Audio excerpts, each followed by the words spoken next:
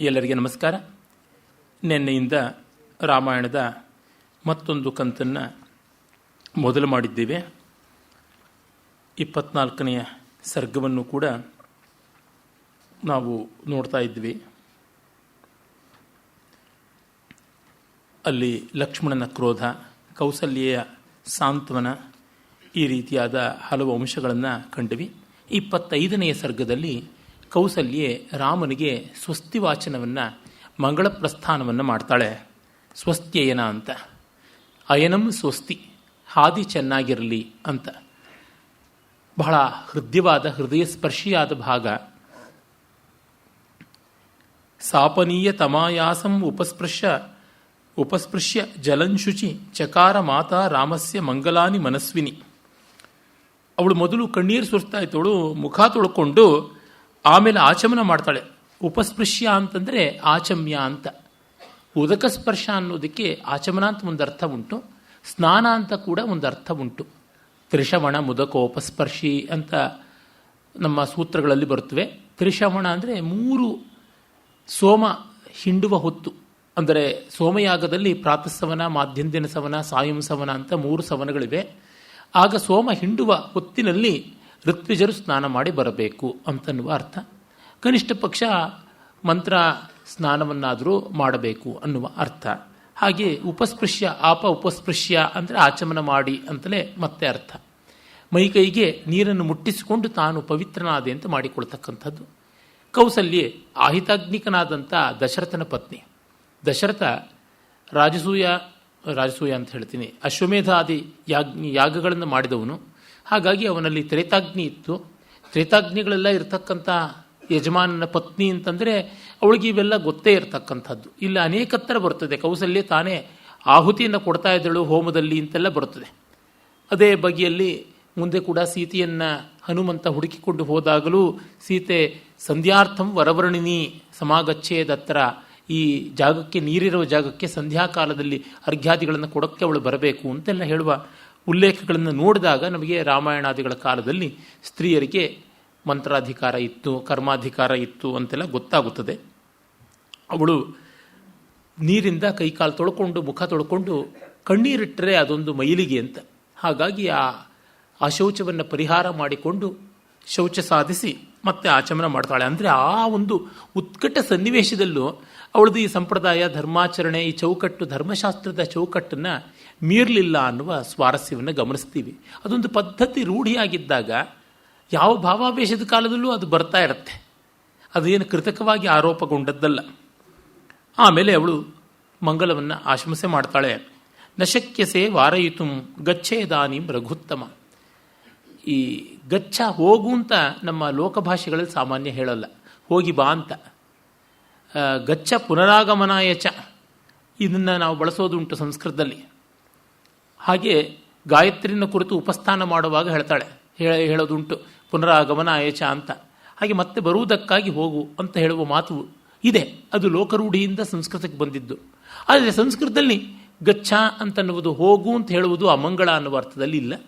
ಸಾಮಾನ್ಯವಾಗಿ ಅದು ನಡೆಯುತ್ತದೆ. ಇಲ್ಲಿ ಅವಳು ಹೇಳ್ತಾ ಇದ್ದಾಳೆ, ಗಚ್ಚ ಇದಾನಿಂ ರಘುತ್ತಮ ಶೀಘ್ರಮೇವ ನಿವರ್ತಸ್ವ ವರ್ತಸ್ವಚ ಸತಾಂಕ್ರಮೆ.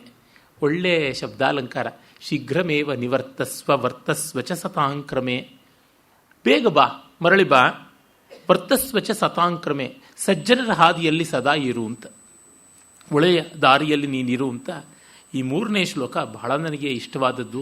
ಎಲ್ಲ ರಾಮಾಯಣ ರಸಿಕರು ಕೊಂಡಾಡಿರತಕ್ಕಂಥದ್ದು. ಎಂಪಾಲಯಸಿ ಧರ್ಮಂ ತ್ವಂ ಧೃತ್ಯಾಚ ನಿಯಮೇನಚ ಸವೈ ರಾಘವ ಶಾರ್ದೂಲ ಧರ್ಮಸ್ತ್ವಾಂ ಅಭಿರಕ್ಷತು. ಯಾವ ಧರ್ಮವನ್ನು ನೀನು ಧೃತಿ ನಿಯಮಗಳಿಂದ ಪಾಲಿಸ್ತಾ ಇದೆಯೋ, ಧೈರ್ಯ ಮತ್ತು ವ್ರತಬುದ್ಧಿ, ಶ್ರದ್ಧೆ, ಎರಡರಿಂದಲೂ ಅವೆರಡೂ ಕೂಡ ನಿನ್ನನ್ನು ಕಾಪಾಡಲಿ.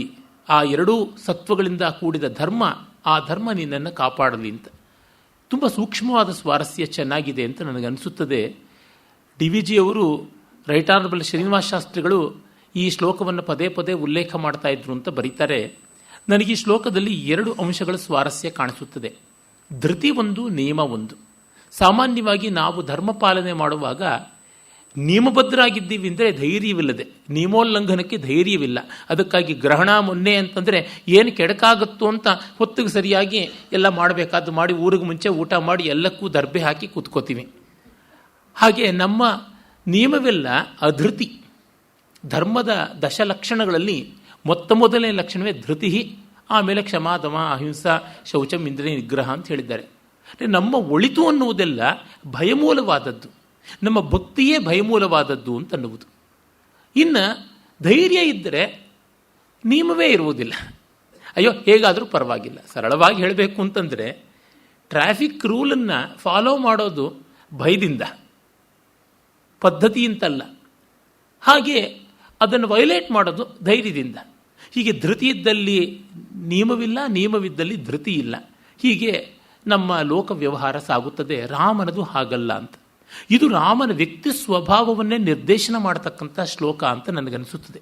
ಕಾರಣ ಇಷ್ಟೇ, ಅವನು ಎಷ್ಟೇ ಧೈರ್ಯಶಾಲಿಯಾಗಿದ್ದನು, ಧೈರ್ಯೇಣ ಹಿಮವಾನಿವ ಅಂತನ್ನುವ ಮಾತು ವಾಲ್ಮೀಕಿಗಳೇ ಹೇಳ್ತಾರೆ. ಅಷ್ಟು ಧೀಶಾಲಿಯಾಗಿದ್ದ, ಬುದ್ಧಿವಂತನಾಗಿದ್ದ, ಆತ್ಮವಿಶ್ವಾಸ ಇತ್ತು, ಕರೇಜಿಯಸ್ ಅಂತಾರಲ್ಲ, ಹೀರೋಯಿಕ್ ಅಂತೀವಲ್ಲ, ಅದೆಲ್ಲಕ್ಕೂ ಅವನು ಪರ್ಯಾಯ ಶಬ್ದದಂತೆ ನಿಲ್ಲಬಲ್ಲವನಾಗಿದ್ದ ಆ ಮಹಾನುಭಾವ. ಹಾಗಿದ್ದರೂ ನಿಯಮಗಳನ್ನು ಮೀರ್ತಾ ಇರಲಿಲ್ಲ. ಒಂದು ವ್ಯವಸ್ಥೆಯನ್ನು ಕಾಪಾಡುವಲ್ಲಿ ಅದು ತುಂಬ ಬೇಕು. ಇಡೀ ರಾಮಾಯಣವೇ ನೋಡಿದರೆ ವ್ಯವಸ್ಥಾ ಸಂರಕ್ಷಣಾತ್ಮಕವಾದದ್ದು. It's a conservative world and the epics tone itself is conservatism. ಇದು ನಾವು ಗಮನಿಸಬೇಕು.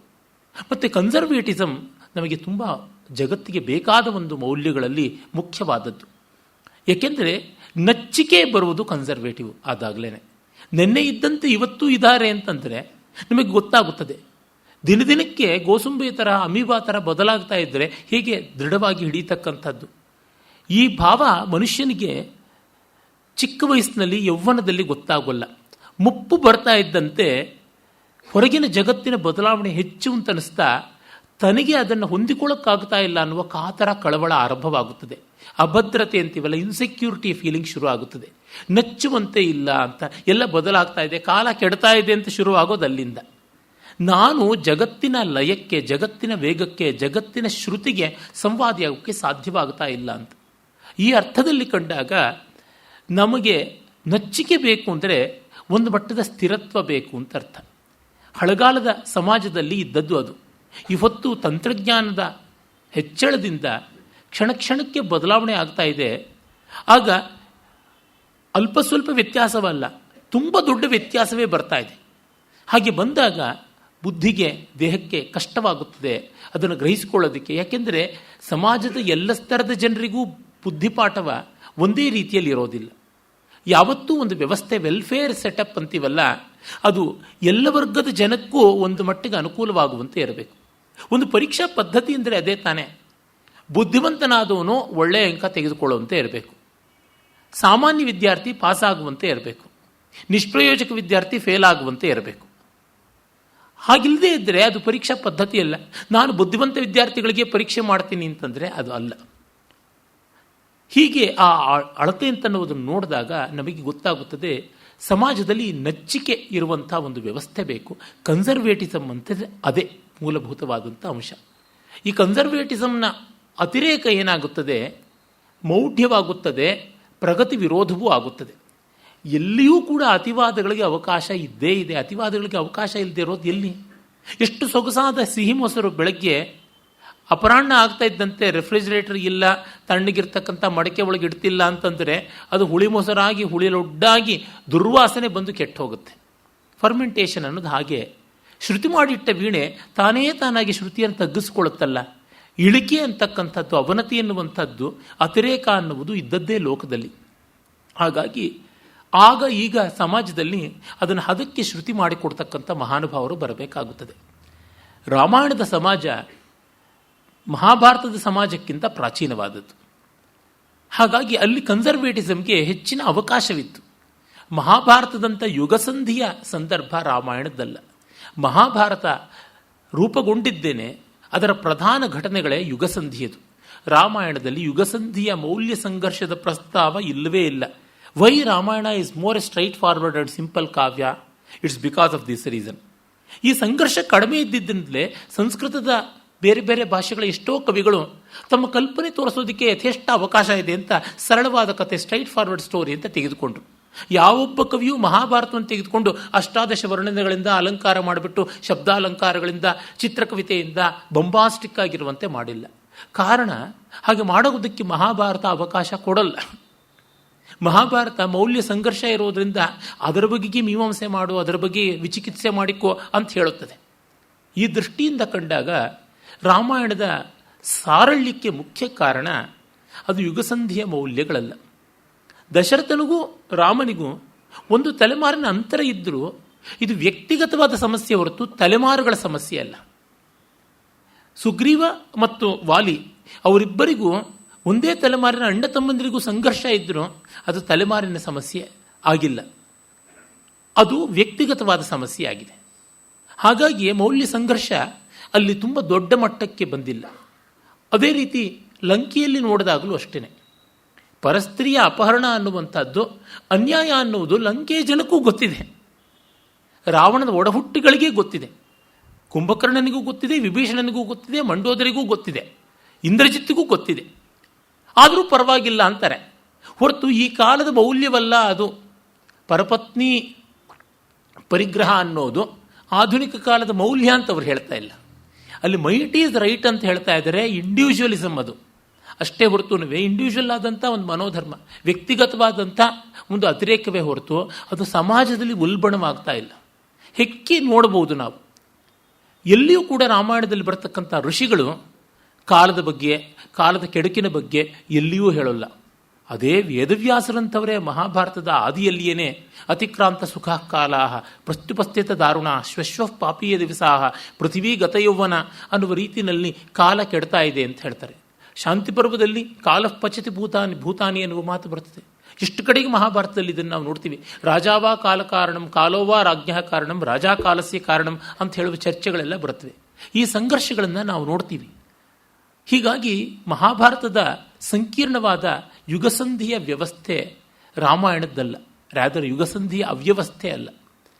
ಹೊಸ ನೀರು ಹಳೆ ನೀರುಗಳ ಹೊಯ್ದಾಟ ಅನ್ನುವುದು ಇಲ್ಲ.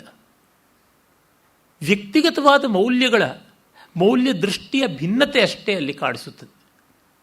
ಮತ್ತೆ ಅಂಥ ಕೆಟ್ಟವರು ಒಳ್ಳೆಯವರು ಯಾವ ಸ್ವಸ್ಥ ಸಮಾಜದಲ್ಲೂ ಇರ್ತಾರೆ. ಆದರೆ ಒಳ್ಳೆಯವರಿಗೆ ಬುದ್ಧಿಭ್ರಮಣೆ ಆಗುವಂತೆ ಏನೇನೋ ನಡೀತಾ ಇರತಕ್ಕಂಥದ್ದು ಮಹಾಭಾರತದಲ್ಲಿ ನಾವು ಕಾಣತಕ್ಕಂಥದ್ದು. ಹೀಗಾಗಿ ರಾಮಾಯಣದ ಆ ಮೌಲ್ಯಗಳಲ್ಲಿ ಯುಗಸಂಧೀತರವಾದಂಥ ಮೌಲ್ಯಗಳನ್ನು ಪ್ರತಿಪಾದಿಸ್ತಾ ಇದ್ದಾರೆ. ಆ ಕಾರಣದಿಂದ ರಾಮನಲ್ಲಿ ಕನ್ಸರ್ವೇಟಿಸಮ್ ಕಾಣಿಸಿದರೆ ಅದು ತಪ್ಪಲ್ಲ. ಯಾವುದೇ ಒಂದು ಸ್ವಸ್ಥವಾದ ನೆಮ್ಮದಿಯ ಸ್ಥಿತಿಗೆ ಮುಟ್ಟಿದಂಥ ಸಮಾಜ ಇದೆಯಲ್ಲ, ಅಲ್ಲಿ ಹೆಚ್ಚೆಚ್ಚು ಸ್ಥಿರತೆ ಬಂದುಬಿಡುತ್ತೆ. ಅಲ್ಲಿ ತುಂಬ ದೊಡ್ಡ ಚಿಂತೆ ಎಲ್ಲ ಇರುವುದಿಲ್ಲ. ನೀವು ಯಾಕೆ ಸಾಮಾನ್ಯಕ್ಕೆ ಒಂದು ಸಾಹಿತ್ಯ ಪ್ರಪಂಚದ್ದನ್ನೇ ನೋಡಿದ್ರೆ ಗೊತ್ತಾಗುತ್ತದೆ.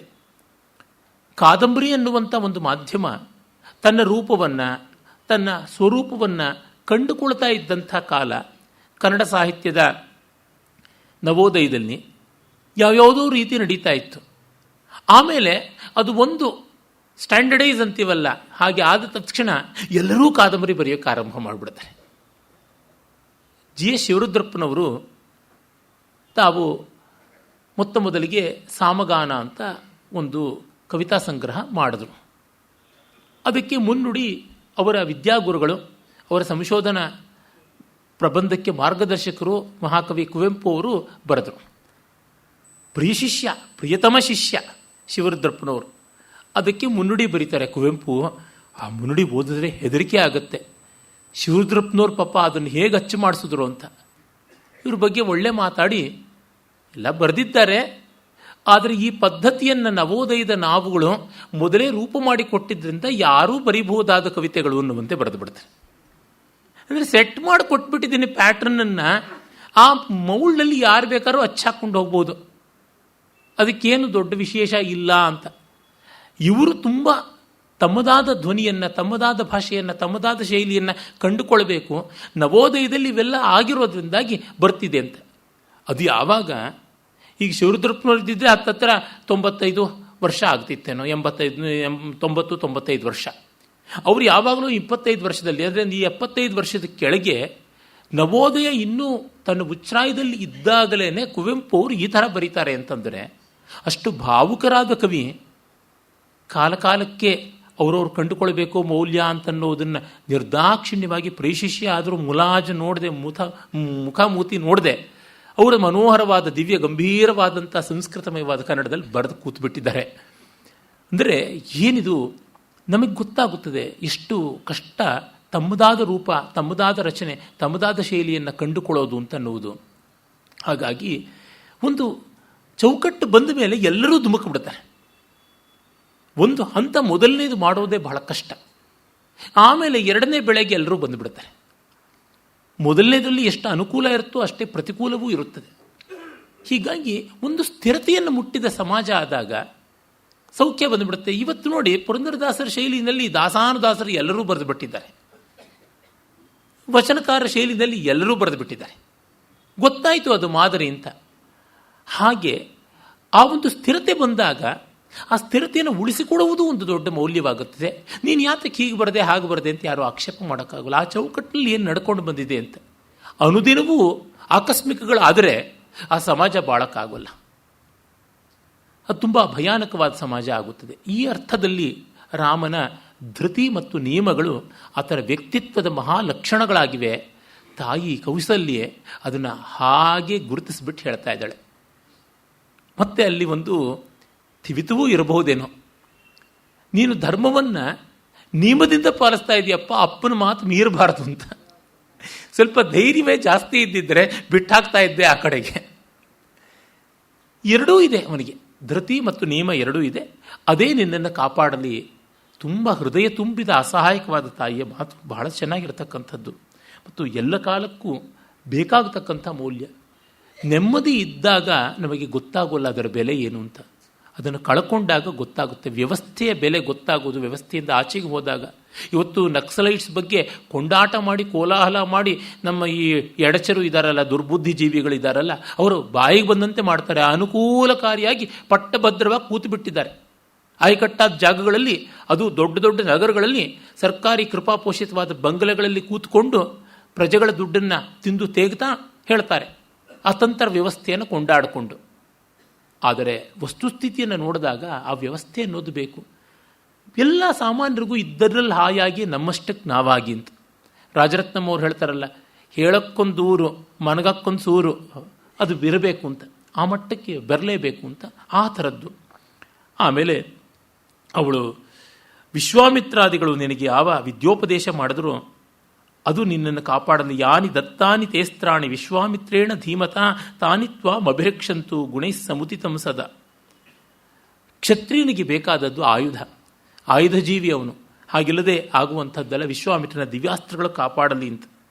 ಹಾಗೆ ನೀನು ಯಾವ್ಯಾವ ದೇವರುಗಳನ್ನು ನಮಸ್ಕಾರ ಮಾಡಿದೆಯಲ್ಲ, ಏಭ್ಯ ಪ್ರಣಮಸೇ ಪುತ್ರ ಚೈತ್ಯೇಷು ಆಯತನೇಷು ಚ ತೇಚ ತ್ವಾಂ ಅಭಿರಕ್ಷಂತು ವನೇ ಸಹ ಮಹರ್ಷಿಭಿ. ನೀನು ಯಾವ್ಯಾವ ದೇವರುಗಳಿಗೆ, ಯಾವ್ಯಾವ ದೇವಸ್ಥಾನಗಳಿಗೆ, ಗುಡಿ ಗುಂಡಾರಗಳಿಗೆ ಹೋಗಿ ನಮಸ್ಕಾರ ಮಾಡಿದೆಯಲ್ಲ, ಅವರುಗಳು ಕಾಪಾಡಲಿ ನಿನ್ನ ಅಂತ ಹೇಳಿಬಿಟ್ಟು ಋಷಿಗಳು ಕಾಪಾಡಲಿ ಅಂತ ಹೇಳ್ತಾಳೆ. ಆಮೇಲೆ ಪಿತೃಶುಶ್ರೂಷಯ ಪುತ್ರ ಮಾತೃ ಶುಶ್ರೂಷಯ ತಥಾ ಸತ್ಯೇನ ಚ ಮಹಾಬಾಹೋ ಚಿರಂ ಜೀವಾಭಿರಕ್ಷಿತ. ನೀನು ತಂದೆ ತಾಯಿಗಳ ಸೇವೆಯನ್ನೆಲ್ಲ ಮಾಡಿದೆಯಲ್ಲ, ಆ ಸೇವಾ ಧರ್ಮ ನಿನ್ನನ್ನು ಕಾಪಾಡಲಿ.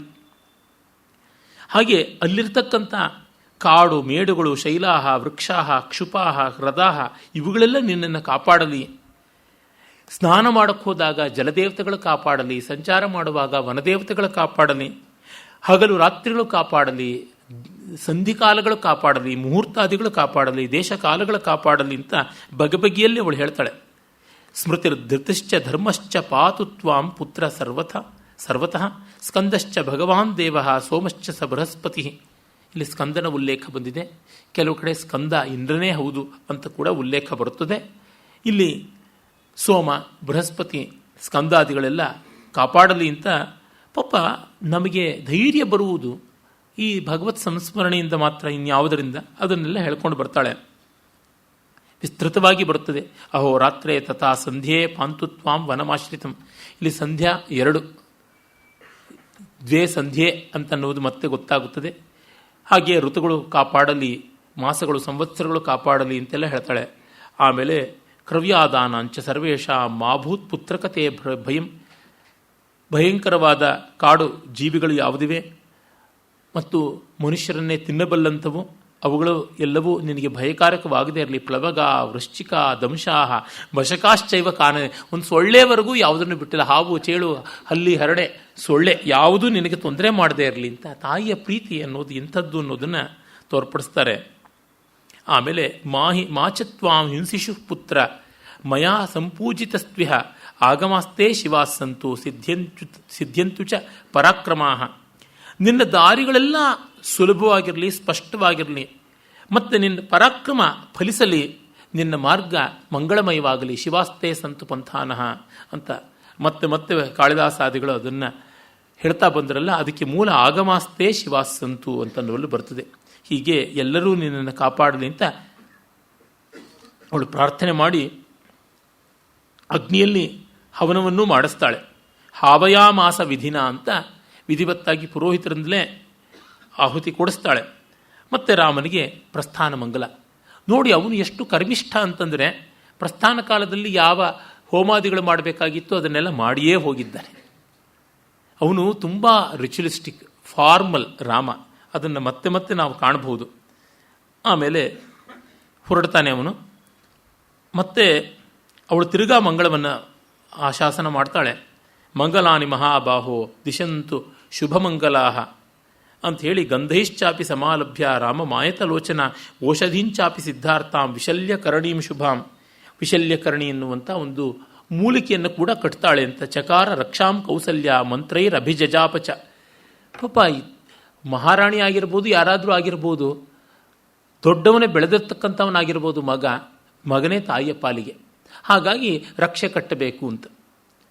ನಮ್ಮ ದಾಸರ ಹಾಡುಗಳಲ್ಲಿ ಎಷ್ಟು ಸುಂದರವಾಗಿ ರಕ್ಷೆ ಇಡ್ತಕ್ಕಂಥ ಹಾಡು ಎಲ್ಲ ಬರುತ್ತಲ್ಲ. ಇದು ಮಕ್ಕಳಿಗೆ ಇಂದೂ ಮಾಡ್ತೀವಿ ನಾವು, ದೊಡ್ಡವರಿಗೂ ಕೂಡ ನಡೆಯುತ್ತದೆ. ನಾನು ನಮ್ಮ ಬಂಧುವರ್ಗದಲ್ಲಿ ಎಷ್ಟೋ ಜನಕ್ಕೆ ನೋಡಿದ್ದೀನಿ, ವಯಸ್ಸಾದವರು ದೃಷ್ಟಿಯಾಗಿದೆ ತೆಗೆದುಬಿಡು ದೃಷ್ಟಿನ ಅಂತ. ಯಾಕೆ ಅವರು ಇವರು ಯಾತಕ್ಕೆ? ಅಂಥ ಸರಸ್ವತಿ ಸ್ವರೂಪಿಣಿಯಾದ ಮಹಾಕಲಾವಿದೆ ಪದ್ಮಾ ಸುಬ್ರಹ್ಮಣ್ಯಮ್ಮ ಅವರು ನಂದು ಅವಧಾನವಾದಾಗ ನೀವು ವೀಟಕ್ಕೆ ಪೋಯಿ ದೃಷ್ಟಿ ವಾಂಗಿಕಿಣು ಅಂತಲೇ ಹೇಳಿ ಕಳಿಸಿದ್ರು, ದೃಷ್ಟಿ ತೆಗೆಸ್ಕೊಳ್ಬೇಕು ಅಂತ. ಅವರು ಅವರ ನೃತ್ಯ ಎಲ್ಲ ಆದಮೇಲೆ ತುಂಬ ಚೆನ್ನಾಗಾಗಿದೆ ಅಂತ ತುಂಬ ಇದು ಮಾಡಿದಾಗ ದೃಷ್ಟಿ ಎಡ್ತುಡಮ್ಮ ಅಂತ ಹೇಳ್ಬಿಟ್ಟು ಅನ್ನೋದು ಉಂಟು. ಇದೇನೋ ಒಂದು ಪದ್ಧತಿ. ಈ ಪ್ರಾಣಿ ಕೀಲಿಂಗಿಗಳೆಲ್ಲ ಅದರ ಆನುಷಂಗಿಕ ಫಲಗಳಾಗಿ ಆಧುನಿಕ ಕಾಲದಲ್ಲಿ ಬಂದಿವೆ. ರಕ್ಷೆ ಕಟ್ಟತಕ್ಕಂಥದ್ದು, ರಕ್ಷಾ ಬಂಧನ ಮಾಡುವುದು, ಏನೋ ಒಂದು ಧೈರ್ಯ. ಆ ತಾಯಿತ್ತು ಕಟ್ಟಿಕೊಂಡು ಹೋದರೆ ಏನೂ ಆಗೋದಿಲ್ಲ.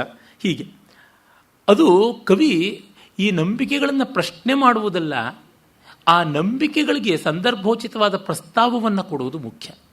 ಪ್ರಶ್ನೆ ಮಾಡಿದಾಗ ಅವನು ಕವಿ ಆಗೋದಿಲ್ಲ, ವಿಚಾರವಾದಿಯೋ ವಿಚಾರವ್ಯಾಧಿಯೋ ಆಗ್ತಾನೆ. ಹಾಗಲ್ಲದೆ ಅವುಗಳು ಆ ವ್ಯಕ್ತಿಗಳ ಸ್ವಭಾವವನ್ನು ದ್ಯೋತನ ಮಾಡುವಂತೆ ಮಾಡಿದಾಗ ತುಂಬ ಚೆನ್ನಾಗಿ. Right honourable V S Srinivasa ಶಾಸ್ತ್ರಿಗಳು ಆರೋಗ್ಯಕ್ಕೆ ಅಷ್ಟು ಗಟ್ಟಿತನ ಇರಲಿಲ್ಲ. ಆಗ ಶೃಂಗೇರಿಗೆ ಅವರ ಮನೆಯವರು ಎಲ್ಲ ಹೋದಾಗ ಚಂದ್ರಶೇಖರ ಭಾರತಿ ಸ್ವಾಮಿಗಳಿದ್ದರು. ಅವ್ರ ಮನೆಯವರು ಸ್ವಾಮಿಗಳ ಹತ್ರ ಕೇಳಿಕೊಂಡ್ರು, ಗಂಡನಿಗೆ ಸ್ವಲ್ಪ ಆಯುರ್ಭಾಗ್ಯವನ್ನು ಕರುಣಿಸಬೇಕು ಅಂತ. ಅವರು ಒಂದು ಮಾಂಗಲ್ಯವನ್ನು ಮಾಡಿಸಿ ಆ ಹೆಂಡತಿಯಲ್ಲಿ ಮತ್ತೆ ಕಟ್ಟಿಸಬೇಕು ಅಂತ ಮಾಡಿದ್ರು, ಮಾಂಗಲ್ಯ ಬಲ ಅಂತ. ಆಯಿತು, ಕಟ್ಟಿಸಿದ್ದಾಯಿತು. ಅದಾದ ಮೇಲೆ ಒಂದು ಶ್ಲೋಕವನ್ನು ಬರೆದು ಕೊಟ್ಟರಂತೆ, ಇದನ್ನು ದಿನವೂ ಜಪ ಮಾಡಿ ಅಂತ. ಶ್ರೀನಿವಾಸ ಶಾಸ್ತ್ರಿಗಳು ಇದನ್ನು ಜಪ ಮಾಡ್ತೀನಿ ಅಂತ ಹೇಳಿದ್ದಾರೆ, ನಿಮ್ಮ ಗೌರವವಾದ ಸ್ಮೃತಿಗಾಗಿ ನಾನು ಇಟ್ಕೋತೀನಿ ಅಂತಂದರು. ಅವರು ಎಂದೋ ಸಂಧ್ಯಾವಂದನೆಗಳನ್ನೆಲ್ಲ ಬಿಟ್ಟುಬಿಟ್ಟಿದ್ದವರು ಪಾಪ. ಹಾಗಾಗಿ ಸ್ವಾಮಿಗಳೆದುರಿಗೆ ಇದನ್ನು ಹೇಳಿ ಮಾಡ್ತೀನಿ ಅಂತ ಅನ್ನೋಕ್ಕಾಗೋದಿಲ್ಲ, ಮಾಡದೆ ಬೂಟಾಟಿಕೆ ಮಾಡೋಕ್ಕೂ ಆಗೋಲ್ಲ. ಹಾಗಾಗಿ ಮತ್ತು ಡಿ ವಿ ಜಿಯವರ ಹತ್ರ ಅವರು ಹೇಳಿದ್ರಂತೆ, ಈ ಶ್ಲೋಕ ಕೂತಿದ್ದೇ ಪೌರಾಣಿಕವಾದದ್ದು ಯಾವುದೋ ಒಂದು, ಅದರೊಳಗೇನು ವಿಶೇಷವಿಲ್ಲ, ಆದರೆ ಸ್ವಾಮಿಗಳು ಕೊಟ್ಟರು, ಅದಕ್ಕಾಗಿ ಅದನ್ನು ಗೌರವದಿಂದ ಇಟ್ಕೊಳ್ಳೋಣ. ಅದನ್ನು ಮತ್ತೆ ಮತ್ತೆ ಆವರ್ತನ ಮಾಡ್ಕೊಳ್ಬೇಕು ಅಂತ ಏನೂ ಅನಿಸೋಲ್ಲ ಅಂತ. ಕೆಲವರಿಗೆ ಜಪ ಅಂದರೆ ತುಂಬ ಇಷ್ಟ ಇರುತ್ತೆ. ನನ್ನ ಸ್ನೇಹಿತ ಒಬ್ಬ ಇದ್ದಾನೆ, ಅವನಿಗೆ ಇನ್ನೂ ಮಣೆ ಸೌದೋಗಿಲ್ಲ ಅಷ್ಟೇ, ಮಣೆ ಸೌದಷ್ಟು ಜಪ ಮಾಡಿದವ್ರನ್ನ ನೋಡಿದ್ದೀನಿ, ಕಡೆಗೆ ಫೈಲ್ಸ್ ಕಂಪ್ಲೇಂಟೇ ಆಗಿದ್ದು ಕಂಡಿದ್ದೀನಿ ಅಂತ. ಅವ್ರಿಗೆ ಪಾಪ ಬೇಕಾದಷ್ಟು ಮಾಡ್ತಾರೆ. ಇನ್ನು ಕೆಲವರು ನನ್ನ ಶ್ರೀವಿದ್ಯೋಪಾಸಕ ಸ್ನೇಹಿತರ ಗುಂಪು ಉಂಟು, ಹಬ್ಬ ಅವರುಗಳಂತೂ ಒಂದೊಂದು ಮಂತ್ರ ತಗೊಳ್ಳೋಕ್ಕೆ ಇಂಥ ಬೇರೆ ಮಂತ್ರಗಳು ಇಷ್ಟಿಷ್ಟು ಸಾವಿರ ಸಾರಿ ಇಷ್ಟಿಷ್ಟು ಲಕ್ಷ ಸಾರಿ ಜಪ ಮಾಡಬೇಕು ಅಂತ ಮಾಡಿ ಸಂತೋಷಪಟ್ಟರೆ, ಸಂತೋಷವಾಗಿ ಮಾಡಿ ಸಂತೋಷವನ್ನೇ ಪಡೆದರೆ ಸಂತೋಷವೇ ಹೌದು. ನನಗೆ ಆಗುವುದಿಲ್ಲ, ಅವರಿಗೆ ನಮಸ್ಕಾರ ಮಾಡಿಪ್ಪ ಸಂತೋಷ ಅಂತಂತೀನಿ. ನನಗೆ ಅದಕ್ಕೆ ಬದಲಾಗಿ ಒಂದು ಇಡೀ ಕಾವ್ಯವನ್ನು ಓದಿದ್ರೆ ತುಂಬ ಸಂತೋಷ ಅಂತೀನಿ. ಅವ್ರಿಗೆ ಒಂದು ಪುಟನೂ ತಿರುಗಿಸೋಕ್ಕಾಗೋಲ್ಲ. ಪಾಪ ಅವ್ರ ಸಂತೋಷದ ದಾರಿ ಬೇರೆ, ನನ್ನ ಸಮಾಧಾನದ ದಾರಿ ಬೇರೆ.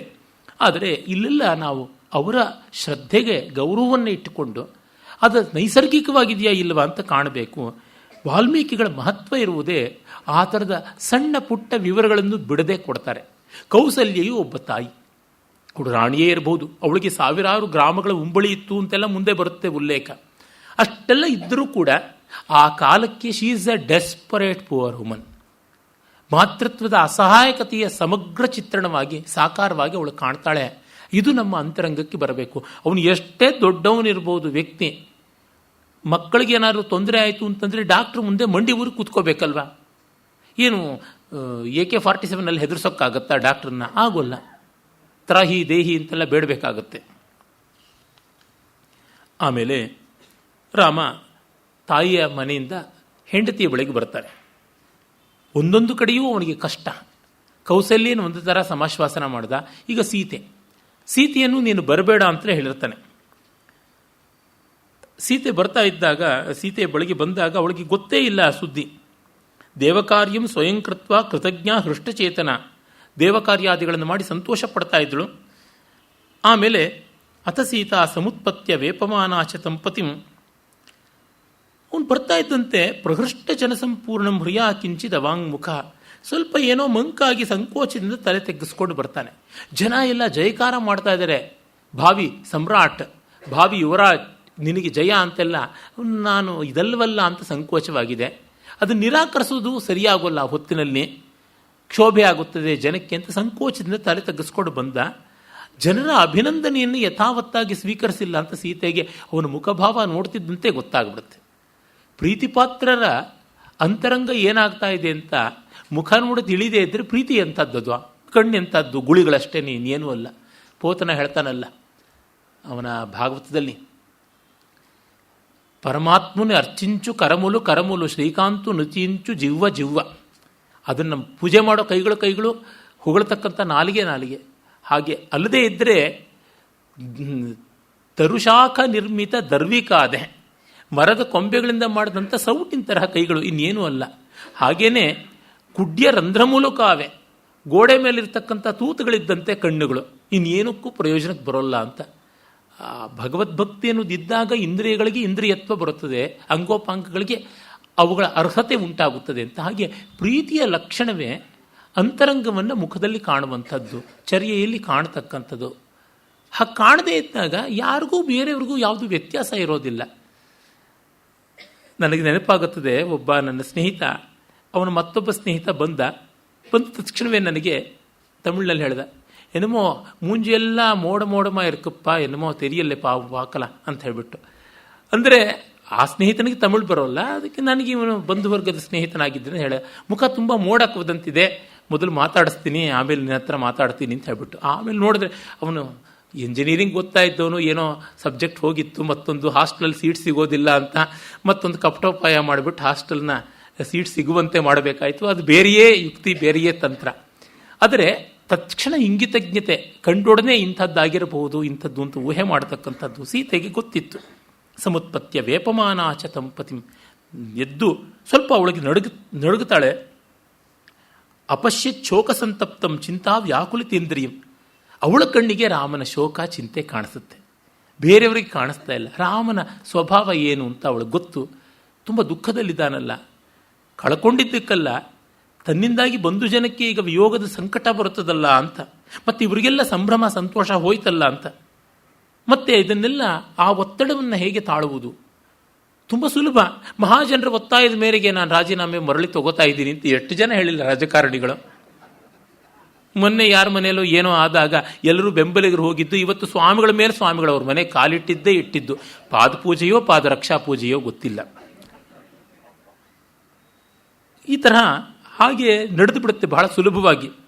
ಎಲ್ಲ ಬಂದ ತಕ್ಷಣ IT ರೇಡಿಂದೆಲ್ಲ ಪುಣ್ಯವಾಚನವಾಯಿತು, ಸ್ವಾಮಿಗಳ ಪಾದಸ್ಪರ್ಶ ಆಗಿ ಅಂತ ಹಾಗೆ ಹೇಳ್ಕೋಬಹುದಲ್ವ. ಆರ್ಥಿಕ ಮಾಲಿನ್ಯವೆಲ್ಲ, ಆರ್ಥಿಕ ವ್ಯಭಿಚಾರದ ಮಾಲಿನ್ಯವೆಲ್ಲ ಹೋಯಿತು ಅಂತ.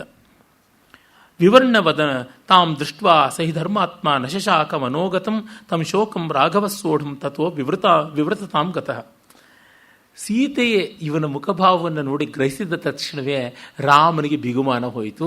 ಹಿಡಿದಿಟ್ಕೊಳ್ಳೋಕ್ಕಾಗದೆ ಪಟಪಟನೆ ಕಣ್ಣೀರು ಬಂದು ಬಾಯಿಂದ ಎಲ್ಲ ಮಾತುಗಳು ಹೇಳ್ದ ಅಂತ ಆ ವಿವರವನ್ನು ಬಿಡಿಸಿ ಹೇಳದೆಯೇ ರಾಮ ಏನು ಮಾಡ್ದ ಅನ್ನೋದನ್ನು ವಾಲ್ಮೀಕಿ ತೋರಿಸಿದಾರಲ್ಲ, ತುಂಬ ದೊಡ್ಡದಾದದ್ದು. ಆತ್ಮೀಯರು ಒಮ್ಮೆ ಕಂಡು ಗೊತ್ತಾಯ್ತು ಅಂತಿದ್ದಂಗೆ ಬಾಯಿ ಬಿಟ್ಟು ಬಂದುಬಿಡುತ್ತೆ, ಮುಚ್ಚಿಡೋಕ್ಕಾಗೋದಿಲ್ಲ. ಮುಚ್ಚಿಟ್ರೆ ಅದು ಆತ್ಮೀಯತೆಯೇ.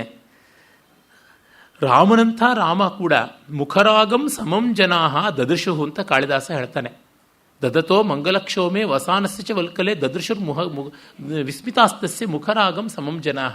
ಪೀತಾಂಬರ ಹುಟ್ಟಾಗಲು ಈಗ ಚೀರಾಂಬರ ಹುಟ್ಟಾಗಲು ಅವನ ಮುಖದ ವರ್ಣ ವ್ಯತ್ಯಾಸವಾಗದೆ ಒಂದೇ ರೀತಿ ಇತ್ತು ಅಂತ. ಜನರದು ಸ್ಥೂಲ ದೃಷ್ಟಿ, ಅರೆ ಸೀತೆಯದು ಸೂಕ್ಷ್ಮ ದೃಷ್ಟಿ.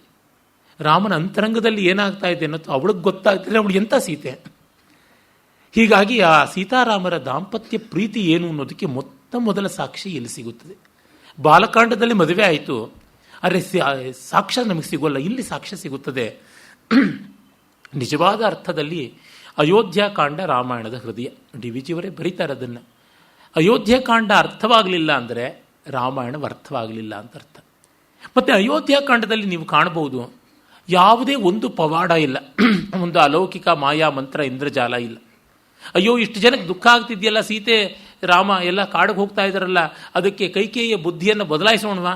ಆಗೋಲ್ಲ. ಕೈಕೆ ಹಾಗೇ ಇರ್ತಾಳೆ. ಆ ತರಹ ನೋಡಿದಾಗ ಸೀತಾರಾಮರ ಅದ್ವಿತೀಯವಾದ ಪ್ರೀತಿಭಾವ ಇಲ್ಲಿ ಗೊತ್ತಾಗುತ್ತದೆ. ವಿವರ್ಣ ವದನಂ ದೃಷ್ಟ್ವಾ ತಂ ಪ್ರಸ್ವಿನ್ನಂ ಅಮರ್ಷಣಂ ಆಹ ದುಃಖಾಭಿಸಂತಪ್ತ ಕಿಮಿದಾನೀಮಿದಂ ಪ್ರಭೋ. ಮುಖದ ಬಣ್ಣ ಬದಲಾಯಿಸಿದೆ, ಬೆವರ್ತಾ ಇದ್ದಾನೆ. ಅಮರ್ಷಣಂ, ಒಂದು ಸ್ವಲ್ಪ ಕೋಪವೂ ಬಂದಿದೆ ರಾಮನಿಗೆ. ಎಷ್ಟು ಮಾನವ ಸಹಜ ಸ್ವಭಾವಗಳು ರಾಮನಲ್ಲೂ ಇವೆ. ಅವನಿಗೂ ಬೇಜಾರಾಗುತ್ತೆ, ಕಳ್ಕೊಂಡ್ರೆ ಅವನಿಗೂ ಸಂಕಟವಾಗುತ್ತೆ. ಶೇಕ್ಸ್ಪಿಯರ್ ಹೇಳ್ತಾನಲ್ಲ, ಪ್ರತಿಯೊಬ್ಬನೂ ಚಿವುಟಿದ್ರೆ ರಕ್ತವೇ ಸುರಿಯೋದು ಅಂತ. ರಾಮನಾದರೂ ಅಷ್ಟೇ, ಯಾರಾದರೂ ಅಷ್ಟೇನೆ. ಆದರೆ ಅಯ್ಯೋ ಅಮ್ಮ ಅಪ್ಪ ಕುಯ್ಯೋ ಬರೋ ಅಂತ ಬಾಯಿ ಬಡ್ಕೊಳ್ಳಲ್ಲ ದೊಡ್ಡವರು, ತಾಳ್ಕೋತಾರೆ ಅಷ್ಟೇ. ಏನಿದು? ಕಿಮಿದಾನೀಮಿದಂ ಪ್ರಭೋ, ಇದೇನಾಯಿತು ಅಂತ. ಕಿಮಿದಾನೀಮಿದಂ, ಇದಾನೀಮಿದಂ, ಆ ಇದಂ ಇದಾನೀಂ, ಇದೇನು ಈಗ ಅಂತ ಕೇಳ್ತಾಳೆ. ಅಂದರೆ ನಿರೀಕ್ಷಿತವಲ್ಲ ಇದು. ಅದ್ಯ ಬಾರ್ಹಸ್ಪತಿ ಶ್ರೀಮಾನ್ ಉಕ್ತ ಪುಷ್ಯೋನು ರಾಘವ ಪ್ರೋಚ್ಯತೆ ಬ್ರಾಹ್ಮಣೇ ಪ್ರಾಜ್ಞೈ ಕೇನ ತ್ವಮಸಿ ದುರ್ಮನಾಹ. ಇವತ್ತು ಪುಷ್ಯ ನಕ್ಷತ್ರ ಪ್ರಶಸ್ತವಾದ ನಕ್ಷತ್ರಗಳಲ್ಲಿ ಒಂದು, ಅದು ಮಹಾನಕ್ಷತ್ರ ಕಲ್ಪ ಅಂತ ಕೂಡ ಹೇಳ್ತಾರೆ.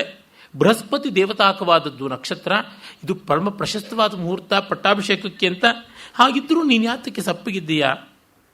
ನತೆ ಶತಶಲಾಕೇನ ಜಲಫೇನ ನಿಭೇನ ಚ ಆವೃತಂ ವದನಂ ವಲ್ಗು ಛತ್ರೇಣಾಪಿ ವಿರಾಜತೆ. ಬೆಳ್ಳಗಿರ್ತಕ್ಕಂಥ ಛತ್ರ ಯಾವುದು ನೊರೆಯಂತೆ ಬೆಳ್ಳಗಿದೆ, 100 ಕಡ್ಡಿಗಳಿಂದ ಅದನ್ನು ನಿರ್ಮಾಣ ಮಾಡಿದ್ದಾರೆ. ಅಷ್ಟು ಅಗಲವಾಗಿರ್ತಕ್ಕಂಥ ಶ್ವೇತಛತ್ರ. ಅದರ ಕೆಳಗೆ ಬಿಸಿಲು ಸೋಂಕದಂತೆ ಇದ್ದರೂ ನಿನ್ನ ಮುಖಕ್ಕೆ ಬಿಸಿಲು ಬಡಿದ ತಾವರಿಯಂತೆ ಆಗಿದೆಯಲ್ಲ, ಅದೇನಿದು? ವ್ಯಜನಾಭ್ಯಾಂ ಚ ಮುಖ್ಯಾಭ್ಯಾಂ ಶತಪತ್ರ ನಿಭೀಕ್ಷಣಂ ಚಂದ್ರಹಾಸ ಪ್ರಕಾಶಾಭ್ಯಾಂ ವಿದ್ಯತೇನ ತವಾನನಂ. ಇರ್ಕೆಲದಲ್ಲಿ ನಿನ್ನ ಚಾಮರ ಸೇವೆ ಮಾಡೋರು ಯಾರೂ ಇಲ್ಲವಲ್ಲ, ಎಲ್ಲಿ ಹೋಯ್ತೋದು? ಬಂದಿಗಳು ವಾಗ್ಮಿಗಳು ಯಾರೂ ಕಾಣಿಸ್ತಾ ಇಲ್ಲ. ಈ ಅಭಿಷೇಕವಾಗಬೇಕಾಗಿತ್ತು, ಇಷ್ಟೊತ್ತಿಗಾಗಲೇ ಒಂದು ಸ್ನಾನ ಆಗಬೇಕಾಗಿತ್ತು. ಒಂದು ದೊಬ್ಬೆ ನತೆ ಕ್ಷೌದ್ರಂಚ ದಧಿಚ ಬ್ರಾಹ್ಮಣ ವೇದಪಾರಗ ಮೂರ್ಧ್ನಿ ಮೂರ್ಧಾಭಿಷಿಕ್ತಸ್ಯ ದದತಿಸ್ಮ ವಿಧಾನತಃ. ಯಾವುದೂ ಆಗ್ತಾ ಇಲ್ವಲ್ಲ. ಪುಷ್ಯರಥ ಅಂತಲೇ ಕರೀತಾರೆ, ಪಟ್ಟಾಭಿಷೇಕಕ್ಕಾಗಿ ಮೀಸಲಿಟ್ಟಂಥ ಮಂಗಳಮಯವಾದ ರಥ, ಅದು ಕಾಣಿಸ್ತಾ ಇಲ್ವಲ್ಲ. ಏನಿದು? ಪಟ್ಟದಾನೆ ಕಾಣಿಸ್ತಾ ಇಲ್ಲ. ನಹಸ್ತಿ ಚಾಗ್ರತ ಶ್ರೀಮಾನ್ ತವ ಲಕ್ಷಣ ಪೂಜಿತ. ಹೀಗೇನಾಗ್ತಾ ಇದೆ? ಯಾವುದೂ ತೋರ್ತಾ ಇಲ್ವಲ್ಲ, ಕಾಂತಿಹೀನವಾಗಿದೆಯಲ್ಲ ಅಂತಂದಾಗ ಅವನು ಹೇಳ್ಬಿಡ್ತಾನೆ, ಕುಲೇ ಮಹತಿ ಸಂಭೂತೆ ಧರ್ಮಜ್ಞೇ ಧರ್ಮಚಾರಿಣಿ ಶೃಣು ಜಾನಕಿ ಏನೇದಂ ಕ್ರಮೇಣ ಅಭ್ಯಾಗತಂ ಮಮ ರಾಜ್ಞಾ ಸತ್ಯಪ್ರತಿಜ್ಞೇನ ಪಿತ್ರ ದಶರಥೇನ ಚ ಕೈಕೇಯಿ ಮಮ ಮಾತ್ರೇತು ಪುರಾ ದತ್ತೋ ಮಹಾವರು. ಅಲ್ಲಿ ಕೈಕೇಯಿ ನನ್ನ ತಾಯಿ ಅಂತ ಹೇಳ್ಕೊತಾನೆ. ನಮ್ಮಮ್ಮ ಕೈಕೇಯಿಗೆ ಮಾತು ಕೊಟ್ಟಿದ್ದ ಮಹಾರಾಜ. ಆ ಮಾತಿನ ಪ್ರಕಾರವಾಗಿ ಇವತ್ತು ನಾನು ಸಮಯೋ ಧರ್ಮೇಣ ಪ್ರತಿಯೋಜಿತ 14 ವರ್ಷಾಣಿ ವಸ್ತವ್ಯಂ ದಂಡಕೆ ಮಯ ಪಿತ್ರಾಮೇ ಭರತಶ್ಚಾಪಿ ಯೌವರಾಜ್ಯೇ ನಿಯೋಜಿತ. ಹಾಗಾಗಿ ನಾನು ಅಪ್ಪನ ಮಾತಿನಂತೆ ಕಾಡಿಗೆ ಹೋಗಬೇಕು, ಭರತ ಸಿಂಹಾಸನದಲ್ಲಿರಬೇಕು. ಇಷ್ಟು ಹೇಳಿ ಅದರ ಬಗ್ಗೆ ಹೇಳದೆ ನೀನು ಇಲ್ಲಿರುವಾಗ ಹೇಗೆ ನಡ್ಕೊಳ್ಬೇಕು ಅಂತ ಶುರು ಮಾಡಿಬಿಡ್ತಾನೆ. ಇದಂತೂ ರಾಮ ಇದು ಯಾಕೆ ಹೀಗೆ ಮಾಡ್ತಾನೆ ಅಂತ. ಭರತ ಕಾಡಿಗೆ ಓಡೋಡಿ ಬಂದಾಗ ತಕ್ಷಣವೇ ನೀನು ಹೀಗೆ ರಾಜ್ಯ ಆಳ್ತಾ ಇದೆಯಾ ತಾನೇ, ಹೀಗೆ ಆಳ್ತಾ ಇಲ್ಲ ತಾನೇ, ಹೀಗೆ ಮಾಡಬೇಕು ಹೀಗೆ ಮಾಡಬಾರ್ದು, ಡೂಸ್ ಆ್ಯಂಡ್ ಡೋಂಟ್ಸ್ ಕಚ್ಚಿತ್ ಸರ್ಗ 100ನೇ ಸರ್ಗ ಅಯೋಧ್ಯಕಾಂಡದಲ್ಲಿ ಶುರು ಮಾಡಿಬಿಡ್ತಾನೆ. ಅಂದರೆ ಅವನಿಗೆ ವ್ಯವಸ್ಥೆಯ ಬಗ್ಗೆ ತುಂಬ ಲೆಕ್ಕ, ಬಹಳ ಹೆಚ್ಚು ಆ ಬಗ್ಗೆ ಗಮನ ಇರಬೇಕು ಅಂತ. ಹನುಮಂತ ಮಾತಾಡಿದಾಗಲೂ ವ್ಯಾಕರಣದ ದೋಷ ಏನೂ ಆಗಲಿಲ್ಲ ಅಂತ ಗಮನಿಸ್ಕೋತಾನೆ. ಮತ್ತೆ ಡಿ ವಿ ಜಿಯವರೇ ನೆನಪಾಗ್ತಾರೆ.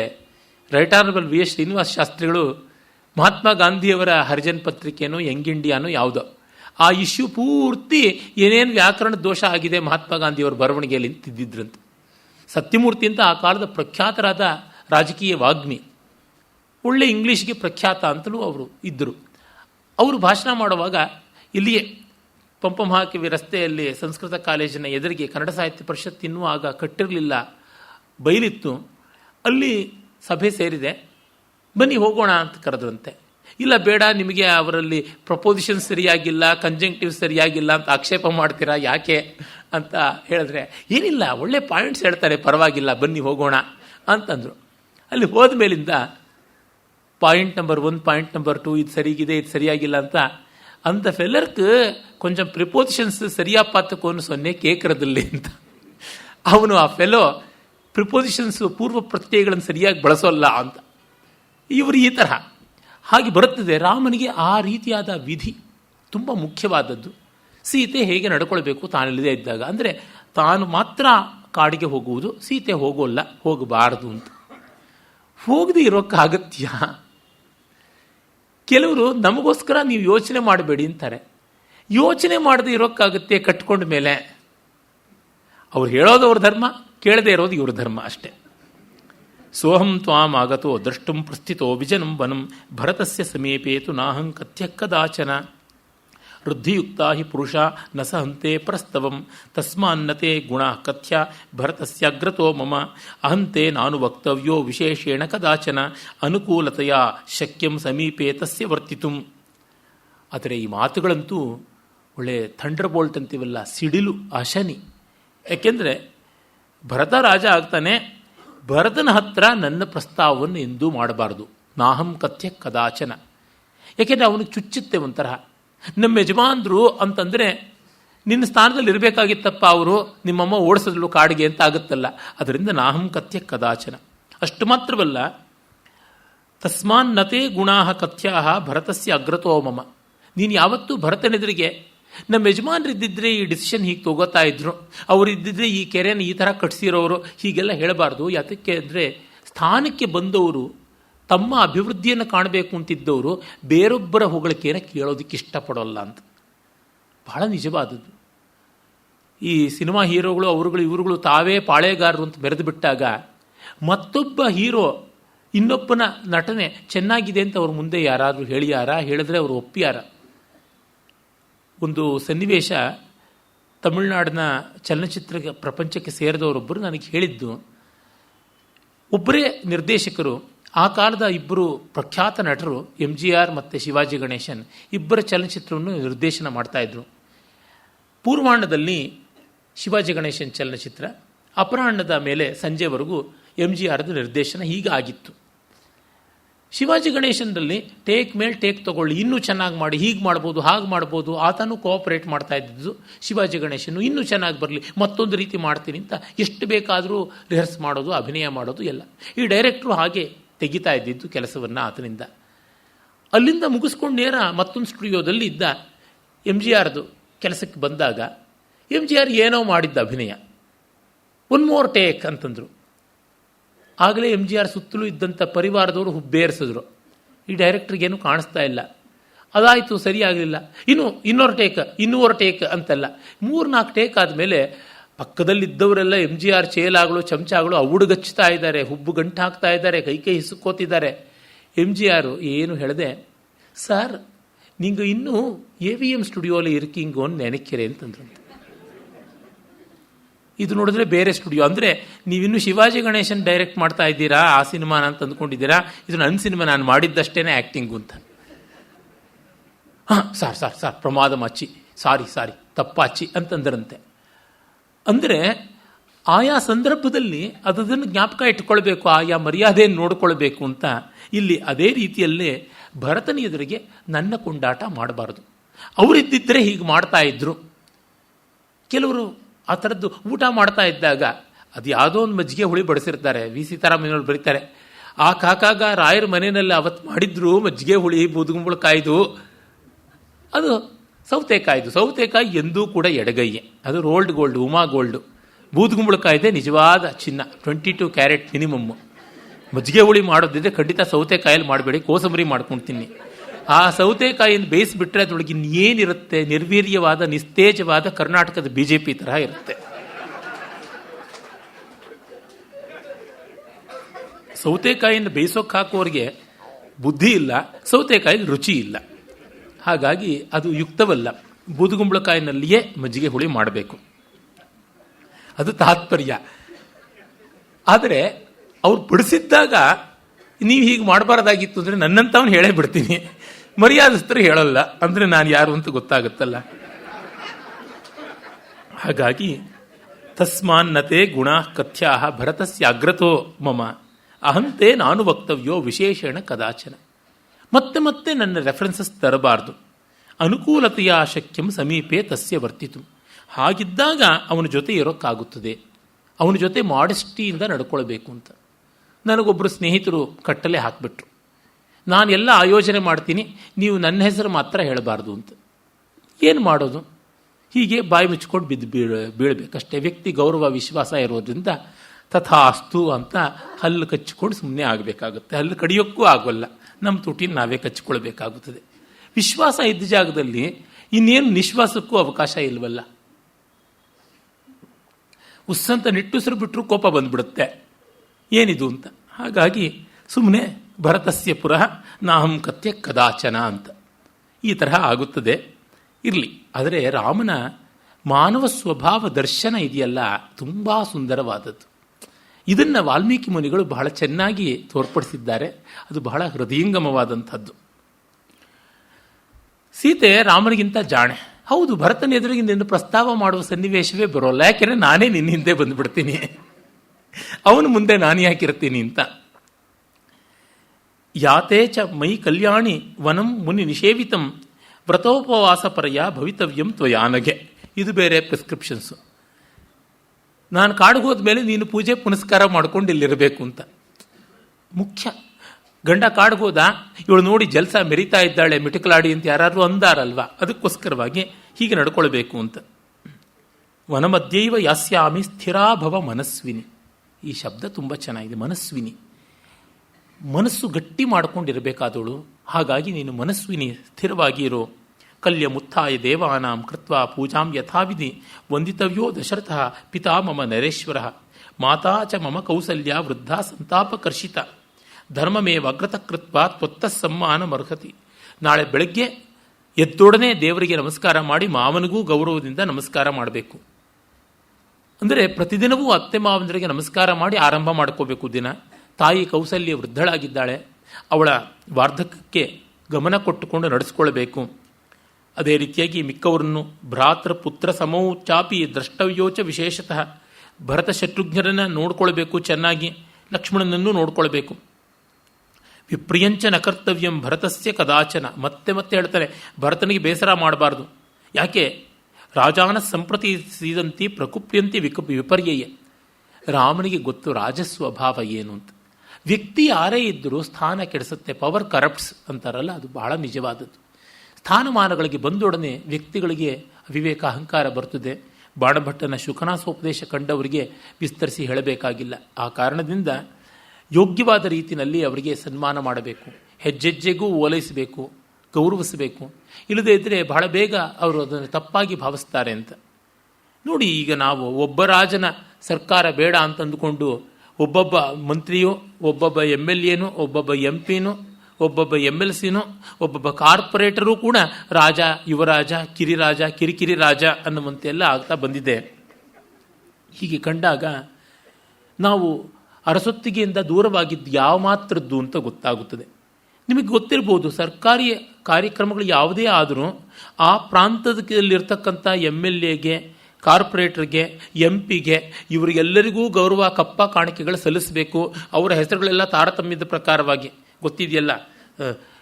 ವಿಶ್ವಂಭರ ಗಣಪತಿಯಿಂದ ಮೊದಲುಗೊಂಡು ಶ್ರೀಹರಿಯವರೆಗೆ 18 ಕಕ್ಷೆಗಳ ತಾರತಮ್ಯ ಅಂತ ಮಾಧ್ವ ಸಿದ್ಧಾಂತದಲ್ಲಿ ಉಂಟಲ್ಲ, ಆ ರೀತಿಯಾಗಿ ಇವ್ರನ್ನೂ ಅದೇ ತಾರತಮ್ಯ ಪ್ರಕಾರದಲ್ಲಿ ಹಾಗೆ ಹೀಗೆ ಒಪ್ಪ ಮಾಡಿಕೊಂಡು ಓರಣ ಮಾಡಿಕೊಂಡು ನಡೆಸಬೇಕು. ಹಾಗೆ ಮಾಡದೇ ಇದ್ದರೆ ಕೋಪ ಬಂದುಬಿಡುತ್ತೆ, ಪ್ರತಿಕೂಲ ಪೂಜಾ ವ್ಯತಿಕ್ರಮ ಆಯಿತು ಅಂತ ಅದು ದೊಡ್ಡ ಲಿಟಿಗೇಷನ್ ಆಗುವ ಮಟ್ಟಕ್ಕೆ, ಎನ್ಕ್ವೈರಿ ಆಗುವ ಮಟ್ಟಕ್ಕೆ ಬರುತ್ತದೆ. ಹಾಗೆ ಅವನು ಎಚ್ಚರವನ್ನು ಹೇಳ್ತಾನೆ. ಆಗ ಸೀತೆ ರಾಮನಿಗೆ ತನ್ನ ತೀರ್ಮಾನವನ್ನು ಹೇಳ್ತಾಳೆ, ಆಯ್ತಲ್ವಾ, ಇದು ನಾನು ಹೇಳ್ತಕ್ಕಂಥ ಬುದ್ಧಿವಾದ ಅನ್ನುವ ಮಾತನ್ನು ಹೇಳ್ತಾನೆ. ತ್ವಯಾ ಕಾರ್ಯಮಿದಂ ವಚೋ ಮಮ, ಇದು ನನ್ನ ಬುದ್ಧಿಮಾತು ಅಂತಂತಾನೆ.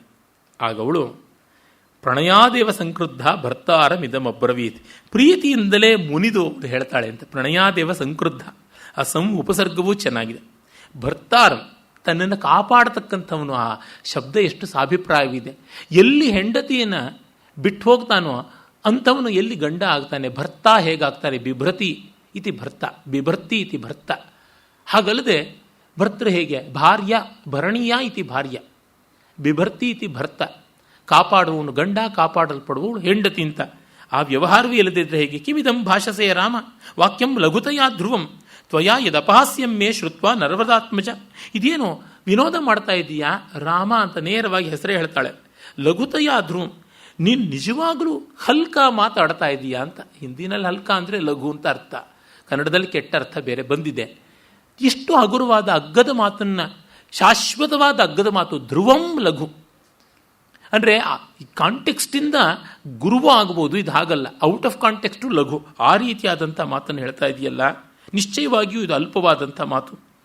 ಆರ್ಯಪುತ್ರ ಪಿತಾ ಮಾತಾ ಭ್ರಾತಾ ಪುತ್ರಸ್ತಥಾ ಸ್ನುಷ ಸ್ವಾನಿ ಪುಣ್ಯಾನಿ ಭುಂಜಾನಃ ಸ್ವಸ್ವಂ ಭಾಗ್ಯಂ ಉಪಾಸತೆ ಭರ್ತುರ್ಭಾಗ್ಯಂ ಹಿ ಭಾರ್ಯೈಕಾ ಪ್ರಾಪ್ನೋತಿ ಪುರುಷರ್ಷಭ. ಗಂಡನಿಗೆ ಬೇಕಾದಷ್ಟು ಜನ ಇರ್ತಾರೆ, ಆದರೆ ಹೆಂಡತಿಯೇ ನಿಜವಾದ ಜೀವನ ಸಹಭಾಗಿನಿ. ಹಾಗಾಗಿ ಭಾರ್ಯೈಕಾ ಭರ್ತು ಭಾಗ್ಯಂ, ಅವಳು ಬಿಟ್ಟು ಬೇರೆ ಇನ್ಯಾರೂ ಇಲ್ಲ. ಅದರಿಂದಾಗಿ ದಂಡಿ ತನ್ನ ದಶಕುಮಾರ ಚರಿತ್ರದಲ್ಲಿ ಒಂದು ಕಡೆಗೆ ಒಂದು ಪ್ರಶ್ನೆ ಬರುತ್ತದೆ, ಒಂದು ಭೂತ ಪ್ರಶ್ನೆ ಕೇಳುತ್ತದೆ. ಹಾಗೆ ಕಿಂ ಕ್ರೂರಂ ಅಂದರೆ ಸ್ತ್ರೀ ಹೃದಯಂ ಅಂತ ಒಂದು ಮಾತು, ಕ್ರೂರವಾದದ್ದು ಹೆಣ್ಣಿನ ಹೃದಯ ಅಂತ. ಹಾಗೆ ಗಂಡನಿಗೆ ಭಾಗ್ಯ ಯಾವುದು ಅಂದರೂ ಹೆಂಡತಿ ಅಂತಲೇ. ಎರಡೂ ಆಗುತ್ತದೆ, ವಿಷವೂ ಆಗುತ್ತದೆ, ಲೋಕೋತ್ತರವಾದ ಅಮೃತವೂ ಆಗುತ್ತದೆ. ಎರಡೂ ಹೆಂಡತಿಯಿಂದ ಸಾಧ್ಯ ಅಂತನ್ನುವುದು. ಹಾಗೆ ಅನುಕೂಲವತಿ ಭಾರ್ಯ ತುಂಬ ದೊಡ್ಡ ಭಾಗ್ಯ. ಹಾಗೆ ನಾನಿರ್ತಕ್ಕಂಥವಳು ಅತಶ್ಚೈವಾಹಂ ಆದಿಷ್ಟ ವನೇ ವಸ್ತವ್ಯಮಿತ್ಯಪಿ. ಈ ಕಾರಣದಿಂದ ಭಾಗ್ಯವನ್ನು ಕರ್ಮಾನುಸಾರಿಯಾಗಿ ಬಂದ ಸಕಲವನ್ನೂ ಗಂಡನ ಜೊತೆ ಹಂಚಿಕೊಳ್ಳೋದು ಹೆಂಡತಿಯೇ ಆಗಿದ್ದರಿಂದ ಮತ್ತೊಬ್ಬರಿಗೆ ಅಲ್ಲಿ ಅವಕಾಶವಿಲ್ಲ ಅಂತ. ಗಂಡ ದಾನ ಕೊಟ್ಟಾಗ ಅಮ್ಮ ಬಂದ್ಬಿಟ್ಟೇನೋ ಅರ್ಘ್ಯ ಬಿಡೋದಿಲ್ಲ, ಒಂದು ಉದ್ರಣೆ ನೀರು ಹಾಕೊಳ್ಳೋ ಹೆಂಡತಿನೇ ಹಾಕಬೇಕು. ಆಗಲೇ ಪ್ರತಿಮೋಕ್ಷಣ ಆಗ್ತಕ್ಕಂಥದ್ದು. ನ ಪಿತಾ ನಾತ್ಮಜೋ ನಾತ್ಮ ನ ಮಾತಾ ನ ಸಖೀ ಜನ ಇಹ ಪ್ರೇತ್ಯಚ ನಾರೀಣಾಂ ಪತಿರೇಕೋ ಗತಿಸ್ಸದ. ಗಂಡನೊಬ್ಬನೇ ಗತಿ. ಗಂಡ ಒಳ್ಳೆಯವನಾಗಿರಬೇಕು, ಭಂಡನಾದರೆ ಪ್ರಯೋಜನವಿಲ್ಲ. ಆದರೆ ಸೀತೆ ಹೇಳ್ತಕ್ಕಂಥ ಐಡಿಯಲ್ ಕಂಡೀಷನ್ನು ಈ ಕಾಲಕ್ಕಂತೂ ತುಂಬ ಮುಖ್ಯವಾದದ್ದು ಅಂತ ಅನಿಸುತ್ತದೆ. ಏಕೆಂದರೆ ಈ ಮಟ್ಟದ ವಿಶ್ವಾಸವನ್ನು ಒಬ್ಬ ವ್ಯಕ್ತಿಯಲ್ಲಿಯೂ ನಾವು ಹೊಂದೋಕ್ಕಾಗದೇ ಇದ್ದರೆ ಆ ಬದುಕಿ ಅದಕ್ಕೆ ದಿಕ್ ದಿಕ್ ದಿಕ್ ಅಂತನಬೇಕು. ಜಗತ್ತಿನ ಜನರಲ್ಲೆಲ್ಲ ವಿಶ್ವಾಸ ಇಡುವಂತೆ ಆದರೆ ಸರ್ವೋತ್ಕೃಷ್ಟವಾದದ್ದು. ಅಯಂ ನಿಜ ಪರೋ ವೇತಿ ಗಣನ ಲಘುಚೇತಸ. ಮತ್ತೊಬ್ಬ ವ್ಯಕ್ತಿಯಲ್ಲಿಯೂ ಇಡೋಕ್ಕಾಗ್ತಾ ಇಲ್ಲ ಅಂದರೆ ಯಾವ ಮಾತ್ರದ್ದು. ನಿನ್ನೆ ತಾನೇ ನನಗೊಬ್ಬರು ಸ್ನೇಹಿತರು ಒಂದು ಸಂದೇಶವನ್ನು ಕಳಿಸಿದ್ರು. ಅವರು ದೊಡ್ಡ ಕಲಾವಿದೆ, ಅವರಿಗೆ ಯಾವುದೋ ಒಂದು ಸರ್ಕಾರದ ಸಂಸ್ಥೆಯ ಸದಸ್ಯತ್ವ ಬಂತು. ಅದನ್ನು ಬೇರೆಯವರಾಗಿದ್ದರೆ ತಕ್ಷಣ ಸ್ವೀಕಾರ ಮಾಡ್ತಾಯಿದ್ರು. ಆದರೆ ಅವರು, ನಾನು ಎಲ್ಲವನ್ನೂ ನನ್ನ ಗಂಡನ ಜೊತೆನೇ ನಡೆಸ್ಕೊಂಡು ಬಂದಿದ್ದೀನಿ, ಯಾವುದೇ ಪ್ರಶಸ್ತಿಯಾಗಲಿ ಪುರಸ್ಕಾರವಾಗಲಿ ಇದು ನನ್ನ ಗಂಡನ ಸಹಭಾಗಿತ ಇಲ್ಲದೆ ಬರೋದ್ರಿಂದ ನಾನು ಹೇಗೆ ತಗೊಳ್ಳಿ, ಇದು ನನಗೆ ಬಹಳ ಕಷ್ಟವಾಗಿದೆ ಅಂತ. ನಾನು ಮೊದಲಿಗೆ ಇಲ್ಲಮ್ಮ, ಈ ಥರ ಮಾಡ್ಬೋದು, ಎಷ್ಟೋ ಒಳ್ಳೆಯ ಕೆಲಸ ಮಾಡ್ಬೋದು, ಈ ತರಹ ಸಂಸ್ಥೆಗಳಲ್ಲಿ ನಿಯುಕ್ತರಾದಾಗ ಆ ಮೂಲಕವಾಗಿ ನಿಮಗೆ ಸ್ವಧರ್ಮ ಲೋಕಧರ್ಮ ಎಲ್ಲ ನಿರ್ವಾಹ ಮಾಡದಂತೆ ಆಗುತ್ತದೆ ಅಂತ. ಆಗ ಇಲ್ಲ, ಮೊದಲು ಇರತಕ್ಕಂಥದ್ದು ಪತ್ನಿ ಧರ್ಮ, ಅದನ್ನು ಮೀರುವುದು ಹೇಗೆ? ನನ್ನ ಗಂಡ ನನಗೆ ತುಂಬ ಬೇಕಾದಂಥ ಜೀವಿ, ನನ್ನ ಕಲೆ ಎಲ್ಲದಕ್ಕಿಂತಲೂ ಮಿಗಿಲಾದದ್ದು ಆತ ಇಲ್ಲದೆ ಈ ಗೌರವವೋ ಈ ಬಾಧ್ಯತೆಯೋ ನನಗೆ ಬೇಡ ಅಂತ. ತುಂಬ ವಿಶೇಷವಾದಂಥದ್ದು. ಆಮೇಲೆ ನಾನು ಹೇಳಿದೆ, ತುಂಬ ದೊಡ್ಡದು, ನಿಮಗೆ ಯಾವುದು ನೆಮ್ಮದಿಯೋ ಧರ್ಮವೋ ಅನಿಸುತ್ತೋ ಅದನ್ನು ಮಾಡಿಮ್ಮ ಅಂತಂದೆ. ಅಂದರೆ ಈ ಥರದವರು ಇದ್ದಾರೆ ಈ ಕಾಲದಲ್ಲಿ ಎನ್ನುವುದು ತುಂಬ ವಿಶೇಷವಾಗಿ ಕಾಣಿಸುತ್ತದೆ. ಏಕೆಂದರೆ ನಮಗೊಂದು ಅವಕಾಶ ಬಂತು, ಬಿಟ್ಟಲ್ಲಿಯೇ ಸೆಟ್ಟಿ ಬಿಡಾರ ಅಂತ ಬಿಟ್ಟು ಹೋಗ್ತಾ ಇರ್ತಾರೆ. ಹಾಗೆ ಮಾಡದೆ ನಿಂತುಕೊಳ್ಳುವುದು ತುಂಬ ಕಷ್ಟ. ನಾನು ಇಲ್ಲಿವರೆಗೂ ಅವರಿಗೆ ತಮ್ಮ ಕಲೆ ತುಂಬ ದೊಡ್ಡದು ಅಂತ ಭಾವಿಸಿಕೊಂಡಿದ್ದಾರೆ ಅಂದ್ಕೊಂಡಿದ್ದೆ. ನನ್ನ ಗಂಡನ ಮುಂದೆ ನನ್ನ ಕಲೆಯು ನನಗೆ ಬೇಡದ ವಸ್ತು, ಆತ ಚೆನ್ನಾಗಿದ್ದರೆ ನನಗೆ ಅಂತ. ಈ ಮಟ್ಟಕ್ಕೆ ಕೆರಿಯರ್ ಅನ್ನೋದು ತುಂಬ ದೊಡ್ಡದು ಮಾಡಿಕೊಂಡು ಜೀವಿತ ಸ್ವಾಮಿಗಳನ್ನು, ಭಾಗಸ್ವಾಮಿನಿಯರನ್ನು ಬಿಡ್ತೀವಿ ಅಂತಂದರೆ ಅದು ಯಾತಕ್ಕೆ ಕಡೆಗೆ ಕಾಡ ಬೆಳದಿಂಗಳು ಅಲ್ವಾ? ಇದು ಕಂಡಾಗ ತುಂಬ ಸೀತೆಯ ಮಾತು ಎಷ್ಟು ದೊಡ್ಡದು ಅಂತ ಅನಿಸುತ್ತದೆ. ಯದಿತ್ವಂ ಪ್ರಸ್ಥಿತೋ ದುರ್ಗಂ ವನ ಮಧ್ಯೈವ ರಾಘವ ಅಗ್ರತಸ್ಥೇ ಗಮಿಷ್ಯಾಮಿ ಮೃದ್ನಂತಿ ಕುಶಕಂಟಕಾನ್. ನೀನು ಇಂದು ಹೊರಡ್ತಿದ್ದೀಯ ಅಂತಂದರೆ ಮೊದಲೇ ನಿನ್ನ ಮುಂದೆ ನಿಂತುಕೊಂಡು ನಾನು ಅಲ್ಲಿರ್ತಕ್ಕಂಥ ಕಲ್ಲು ಮುಳ್ಳುಗಳನ್ನು ಎತ್ತಿ ಹಾಕೋದಕ್ಕೆ ಬರ್ತೀನಿ ಅಂತ. ಅಂದರೆ ನಾನು ಮೊದಲೇ ನಿನಗೆ ಮಾರ್ಗದಲ್ಲಿ ಅದನ್ನು ನಿಷ್ಕಂಟಕವಾಗಿ ಮಾಡ್ತೀನಿ. ಈರ್ಷಾ ರೋಷವು ಬಹಿಷ್ಕೃತ್ಯ ಪೀತಶೇಷ ವಿವೋದಕಂ ನಯಮಾಂ ವೀರ ವಿಸ್ತಬ್ಧ ಪಾಪಂ ಮೈನ ವಿದ್ಯತೆ. ನಿನಗೇನಾದರೂ ನನ್ನ ಮೇಲೆ ಕೋಪ ಇದ್ದರೆ ಅದನ್ನೆಲ್ಲ ಮರೆತು ಬಿಟ್ಟು ಹೋಗು. ಏಕೆ, ನಾವು ಸಾಮಾನ್ಯವಾಗಿ ನೀರು ಕುಡಿದ್ರೆ ಲೋಟ ಪೂರ್ತಿ ನೀರು ಕುಡಿಯೋಕ್ಕಾಗಲ್ಲ, ಒಂದು ಸ್ವಲ್ಪ ನೀರು ಉಳಿಸ್ತೀವಿ, ಅದನ್ನು ಹಾಗೆ ಚೆಲ್ತೀವಿ ಹೊರತು ಮತ್ತೊಮ್ಮೆ ಕುಡಿಯೋಕ್ಕೆ ಅಂತ ಇಟ್ಕೊಳ್ಳಲ್ಲ. ಅಷ್ಟು ಅಗ್ಗವಾದದ್ದು ನೀರು ಅಂತ. ಹಾಗೆ ನಿನ್ನ ಮನಸ್ತಾಪ ಏನಾದರೂ ಇದ್ದರೆ ನೀರು ಚೆಲ್ಲುವಷ್ಟು ಹಗುರವಾಗಿ ಅದನ್ನು ಚೆಲ್ಲಿ ಮನಸ್ಸಿನಿಂದ ಖಾಲಿ ಮಾಡಿಕೊಂಡು ನನ್ನನ್ನು ಜೊತೆ ಕರ್ಕೊಂಡು ಹೋಗು. ನಿನಗೆ ಕೋಪವೋ ದ್ವೇಷವೋ ರೋಷವೋ ಇರೋದ್ರಿಂದ ಇಲ್ಲೇ ಇರು ಅಂತ ಹೇಳ್ತಾ ಇದೆಯಾ ಅನ್ನೋ ತಾತ್ಪರ್ಯ. ಇದು ನನಗೊಂದು ದಂಡನೆ. ಪಾಪಂ ಮೈನ ವಿದ್ಯತೆ. ಅನುಶಿಷ್ಟಾಸ್ಮಿ ಮಾತ್ರಾಚ ಪಿತ್ರಾಚ ವಿವಿಧಾಶ್ರಯಂ ನಾಸ್ಮಿ ಸಂಪ್ರತಿ ವಕ್ತವ್ಯ ವರ್ತಿತವ್ಯಂ ಯಥಾಮಯ. ನಮ್ಮಪ್ಪ ನಮ್ಮಮ್ಮ ಎಲ್ಲರೂ ಕೂಡ ನನಗೆ ಹೇಗೆ ಬಾಳಬೇಕು ಅಂತ ಎಲ್ಲ ನೀತಿಗಳನ್ನು ಉಪದೇಶ ಮಾಡಿದ್ದಾರೆ. ನಿನ್ನಿಂದ ನಾನು ಟ್ಯುಟೋರಿಯಲ್ಸ್ ತಗೋಬೇಕಾಗಿಲ್ಲ ಅಂತ. ಅಂದರೆ ಅವಳು ತನ್ನ ಅಭಿಪ್ರಾಯವನ್ನು ಹೇಳುವಾಗ ಧೈರ್ಯವೂ ಇದೆ, ಪತಿಭಕ್ತಿ, ಪ್ರೀತಿ, ನಮ್ರತೆ ಎಲ್ಲ ಇದೆ. ಇದು ಎಷ್ಟು ದೊಡ್ಡ ವಿಷಯ. ವಿದೇಶದವನಾದ ಒಬ್ಬ ಬೋಸ್ಟನ್ ಬ್ರಾಹ್ಮಿನ್ ಅಂತ ಕರೀತಾರೆ ಎಮರ್ಸನ್ನ. ಅವನು ಫ್ರೆಂಚ್ ಟ್ರಾನ್ಸ್ಲೇಷನ್ನಲ್ಲಿ ರಾಮಾಯಣ ಓದ್ತಾ ಇದ್ದನಂತೆ. BGL ಸ್ವಾಮಿಯವರು ಬರೀತಾರೆ. ಅವನು ಈ ಎಲ್ಲ ಪದ್ಯಗಳನ್ನು ಮಾರ್ಜಿನಲ್ ನೋಟ್ಸ್ ಮಾಡಿಕೊಂಡು ವಂಡರ್ಫುಲ್ ಗ್ರೇಟೆಸ್ಟ್ ಆಸ್ಪೆಕ್ಟ್ ಆಫ್ ವುಮನ್ಹುಡ್ ಅಂತೆಲ್ಲ ಕೊಂಡಾಡ್ಕೊಂಡಿದ್ದಾನೆ. ಆದರೆ ಈ ಭೂಮಿಯಲ್ಲಿ ಹುಟ್ಟಿ ಒಬ್ಬರಿದ್ದರು ಮೈಸೂರಿನಲ್ಲಿ ಇಂಗ್ಲೀಷ್ ಪ್ರೊಫೆಸರು, ಸತ್ರು, ಪುಣ್ಯ. ಎಲ್ಲರೂ ಸಾಯ್ತಾರೆ, ಆದರೆ ಸತ್ತಿದ ಪುಣ್ಯ ಆಗೋದು ಕೆಲವರಿಂದ ಮಾತ್ರ. ಅವ್ರ ಹೆಸರು ರಾಮ ಅಂತ, ಅದೊಂದು ಹರಾಮವಾಯಿತು. ಅವರು ಸೀತೆಯ ಚಾರಿತ್ರ್ಯ ಹನನಕ್ಕೇನೆ ಒಂದು ಪುಸ್ತಕ ಬರೆದರು. ಅವರ ಹೆಸರು ಇವತ್ತು ನಿಂತಿರೋದು ಆ ಕೃತಿಯಿಂದ. ಅಂದರೆ ಅವರ ಆಕೃತಿ ಯಾವ ಥರದ್ದು ಅಂತ ಗೊತ್ತಾಗುತ್ತದೆ. ಇಲ್ಲಿ ಸೀತೆ ಹೇಳಿರ್ತಕ್ಕಂಥದ್ದು ರಾಮನ ನಿಂದನೆ ಅಂತ ಬರೀತಾರೆ.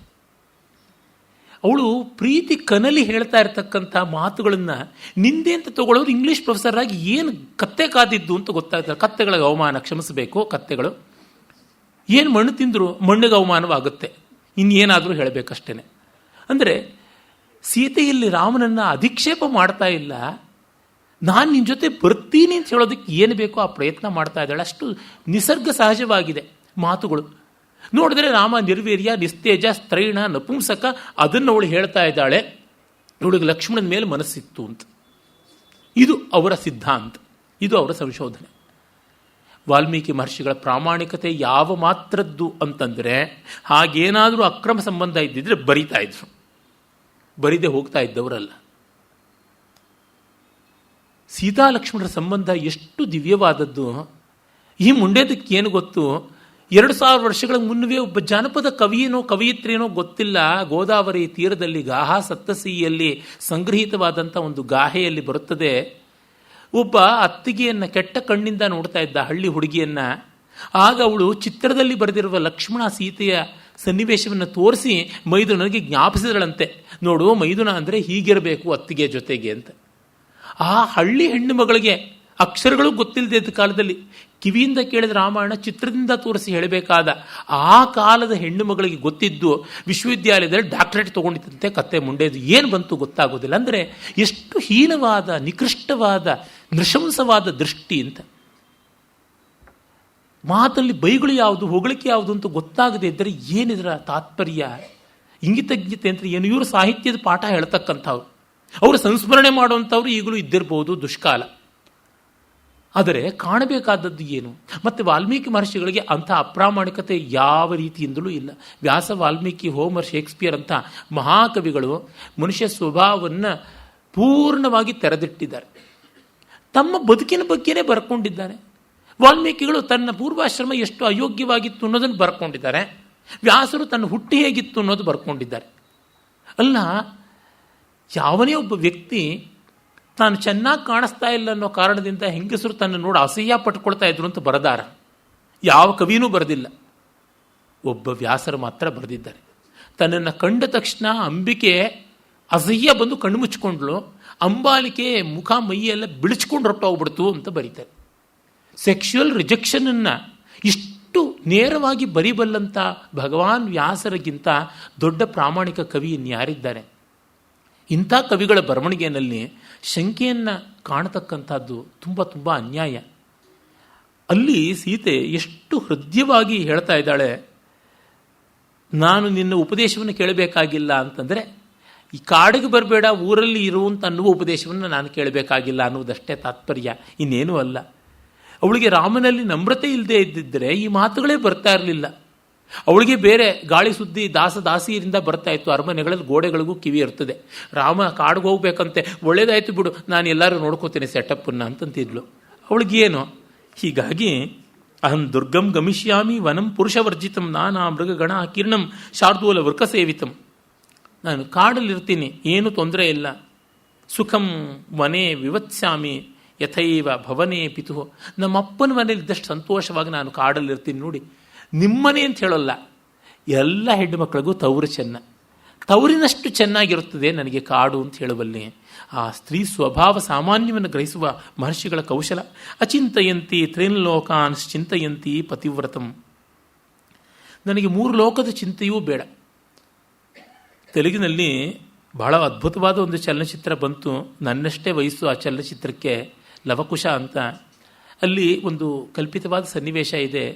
ಸೀತೆಗೆ ಸೀಮಂತೋನ್ನಯನದ ಸಮಾರಂಭ ಆಗಿದೆ.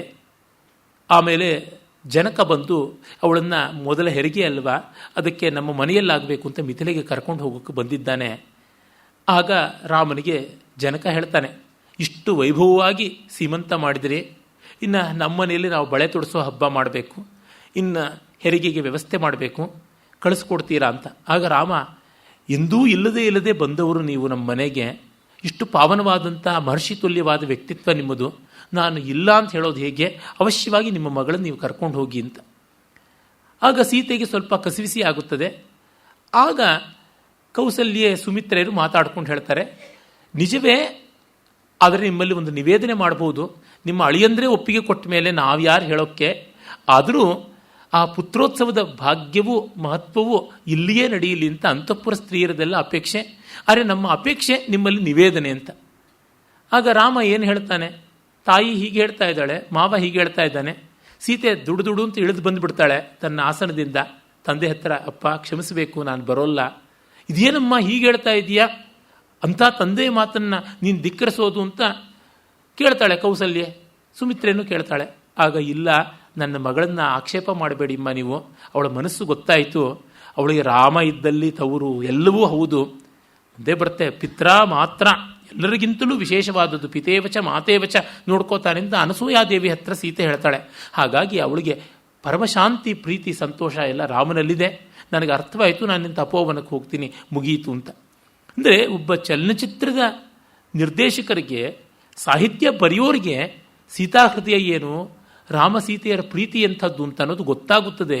ಅದೇ ಕೆಲಸವಾಗಿ ಸಾಹಿತ್ಯವನ್ನು ವಿಶೇಷ ಅಧ್ಯಯನ ಮಾಡ್ಕೊಂಡು ಬಂದು ಕತ್ತೆಗಳಿಗೆ ಗೊತ್ತಾಗೋಲ್ಲ ಅಂತಂದರೆ, ಪಾಪಿಗಳಿಗೆ ಗೊತ್ತಾಗೋಲ್ಲ ಅಂದರೆ ಏನಿದರ ಅರ್ಥ? ಅನರ್ಥ ಅಂತ ಅನಿಸುತ್ತದೆ. ಇವಳ ಆ ನೆಮ್ಮದಿ ಕಾಣುವ ರೀತಿ ಇದೆಯಲ್ಲ, ತುಂಬ ದೊಡ್ಡದಾದದ್ದು. ಆ ಕುಮಾರವ್ಯಾಸ ಕೃಷ್ಣನ ಬಾಯಲ್ಲಿ ಹೇಳಿಸ್ತಾನಲ್ಲ, ಏನೂ ಇಲ್ವಲ್ಲ ಅಣ್ಣ ಅಂತ ಕೇಳ್ತಾಳೆ ಅವಳು. ಯಾಕೆಂದರೆ ಹಸ್ದು ಬಂದಿದ್ದೀನಿ, ನಾವು ಹಸಿದೈತಂದರೆ ಈ ಪರಿ ದೂರುವುದು ಆವನಯವು ಅಂತ ಹೇಳ್ತಾನೆ ಅಕ್ಷಯ ಪಾತ್ರ ಪ್ರಕರಣದಲ್ಲಿ. ಆಗ, ದೇವ ನಿಮ್ಮಯ ಹಸಿವು ಹಿಂಗಿಸುವುದೇ ಭಾವಶುದ್ಧಿಯ ಭಕುತಿ ಬೇಹುದು, ನಾವು ಮನುಜರು, ನಿನ್ನ ಹಸಿವು ಹಿಂಗಿಸುವ ಶಕ್ತಿ ನಮಗಿದೆಯಾ ಅಪ್ಪ ಅಂತ ಕೇಳ್ತಾಳೆ. ಭಾವಶುದ್ಧಿಯ ಭಕ್ತಿ ಅಂದರೆ ಪ್ರೀತಿ, ಪರಮ ಪ್ರೇಮ ರೂಪ ತಾನೆ. ಆಗ, ಇಲ್ಲ, ಏನಾದರೂ ಮಾಡಮ್ಮನೆ ಕಂಡು ಕಿಂಚಿತ್ ಪಾಕಶೇಷವನು ಪುಂಡರೀಕಾಕ್ಷಂಗೆ ಕೊಡೋದಕ್ಕೆ ಅವಳು ಬರ್ತಾಳೆ. ಬಂದಾಗ ಅವನು ಆ ಅಗಳನ್ನು ತೆಗೆದುಕೊಂಡು ಹೃದಯ ಕ್ಷುದೆಯನ್ನು ಹಿಂಗಿಸಿದೆಯಲ್ಲ ತಂಗಿ ಎಂದು ತಲೆ ತೂಗಿದನು, ತೇಗಿದನು. ಹೃದಯದ ಕ್ಷುದೆಯನ್ನು ಹಿಂಗಿಸಿದ್ದು ಯಾಕೆ? ಪ್ರೀತಿವಿದರು ಒಲಿದಿತ್ತುದೇ ಕ್ಷುದೆಗೆ ಅಮೃತ ಪುಂಜವದು. ಪ್ರೀತಿವಿದರು ಕೊಟ್ಟದ್ದೇ ತುಂಬ ಸಂತೋಷವಾಗುತ್ತದೆ ಅಂತ. ಈ ಅರ್ಥದ ಪ್ರೀತಿಯನ್ನು ನಾವು ಸೀತಾರಾಮರಲ್ಲಿ ಕಾಣ್ತೀವಿ. ಶುಶ್ರೂಷಮಾಣಾತೆ ನಿತ್ಯಂ ನಿಯತಾ ಬ್ರಹ್ಮಚಾರಿಣಿ. ಇಲ್ಲಿ ಅವಳು ಅದು ಹೇಳ್ತಾ ಇದ್ದಾಳೆ, ನೀನು ವನವಾಸದಲ್ಲಿ ವ್ರತಿಷ್ಠನಾಗಿರಬೇಕು ಅಂತಿದೀಯಾ. ಆ ನಿನ್ನ ವ್ರತಕ್ಕೆ ಬ್ರಹ್ಮಚರ್ಯ ವ್ರತ ವಾನಪ್ರಸ್ಥ ಅಂತಂದರೆ ಅದು ಪ್ರಸ್ಥವಲ್ಲ. ಹಾಗಾಗಿ ನಾನು ಬಂದರೆ ತೊಂದರೆ ಅಂತ ಅಂದುಕೊಂಡು ಏನೋ ಅದು ನಾನು ಹೇಳ್ತೀನಿ, ನಾನು ಬ್ರಹ್ಮಚಾರಿಣಿಯಾಗಿರ್ತೀನಿ ಅಂತ. 13 ವರ್ಷ ಗಂಡ ಹೆಂಡಿರು ಹಾಗೆ ಬ್ರಹ್ಮಚರ್ಯದಲ್ಲಿ ಇದ್ದರು ಅಂತಂದರೆ, ಇಲ್ಲದರೆ ಒಂದು ಕ್ರಿಕೆಟ್ ಟೀಮ್ ಅಷ್ಟು ಸೈನ್ಯ ಮಕ್ಕಳನ್ನು ತಗೊಂಡು ಬರ್ತಾ ಇರಲಿಲ್ವಾ? ರಾಮಸೀತೆಯರ ಪ್ರೀತಿಯ ಸಂಯಮ ಎಂಥದ್ದು, ಎಷ್ಟು ದೊಡ್ಡದಾದದ್ದು. ದಾಂಪತ್ಯದ ಮಹೋನ್ನತಿಯನ್ನು ನಾವಲ್ಲಿ ಕಾಣ್ತೀವಿ. ಕಾಡಲ್ಲಿ ಎಷ್ಟು ಸ್ವಾತಂತ್ರ್ಯ ಇತ್ತು, ಏಕಾಂತ ಇತ್ತು. ಆ ಪರಿಸರವೇ ಎಷ್ಟು ಉದ್ದೀಪಕವಾಗಿದ್ದಿರಬಹುದು, ಎಷ್ಟು ಋತುಗಳು, ಎಷ್ಟು ಮಾದಕವಾದ ಪರ್ಯಾವರಣ, ಮತ್ತು ಎಲ್ಲವನ್ನು ಕೊಂಚಬಲ್ಲಂಥ ಲಕ್ಷ್ಮಣ. ಅರೆ, ಹೆಂಡತಿ ಇಲ್ಲದ ಲಕ್ಷ್ಮಣನ ಕಣ್ಣೆದರಿಗೆ ತಾವು ಸುಖವನ್ನು ಅನುಭವಿಸೋದು ಸರಿಯೇ ಸವಿಯೇ? ಅದು ಎಷ್ಟು ದಿವ್ಯವಾದ ಸಂಸ್ಕಾರ.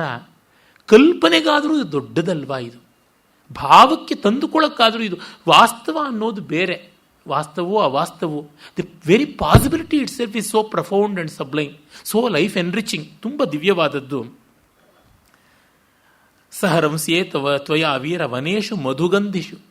ಜೇನ ಪರಿಮಳ, ಮಕರಂದ ಪರಿಮಳ ಪರಿಶೀಲಿತವಾದ ಪವನದ ನಡುವಿನ ಕಾಡಲ್ಲಿ ಸಂತೋಷ ಪಡ್ತೀನಿ.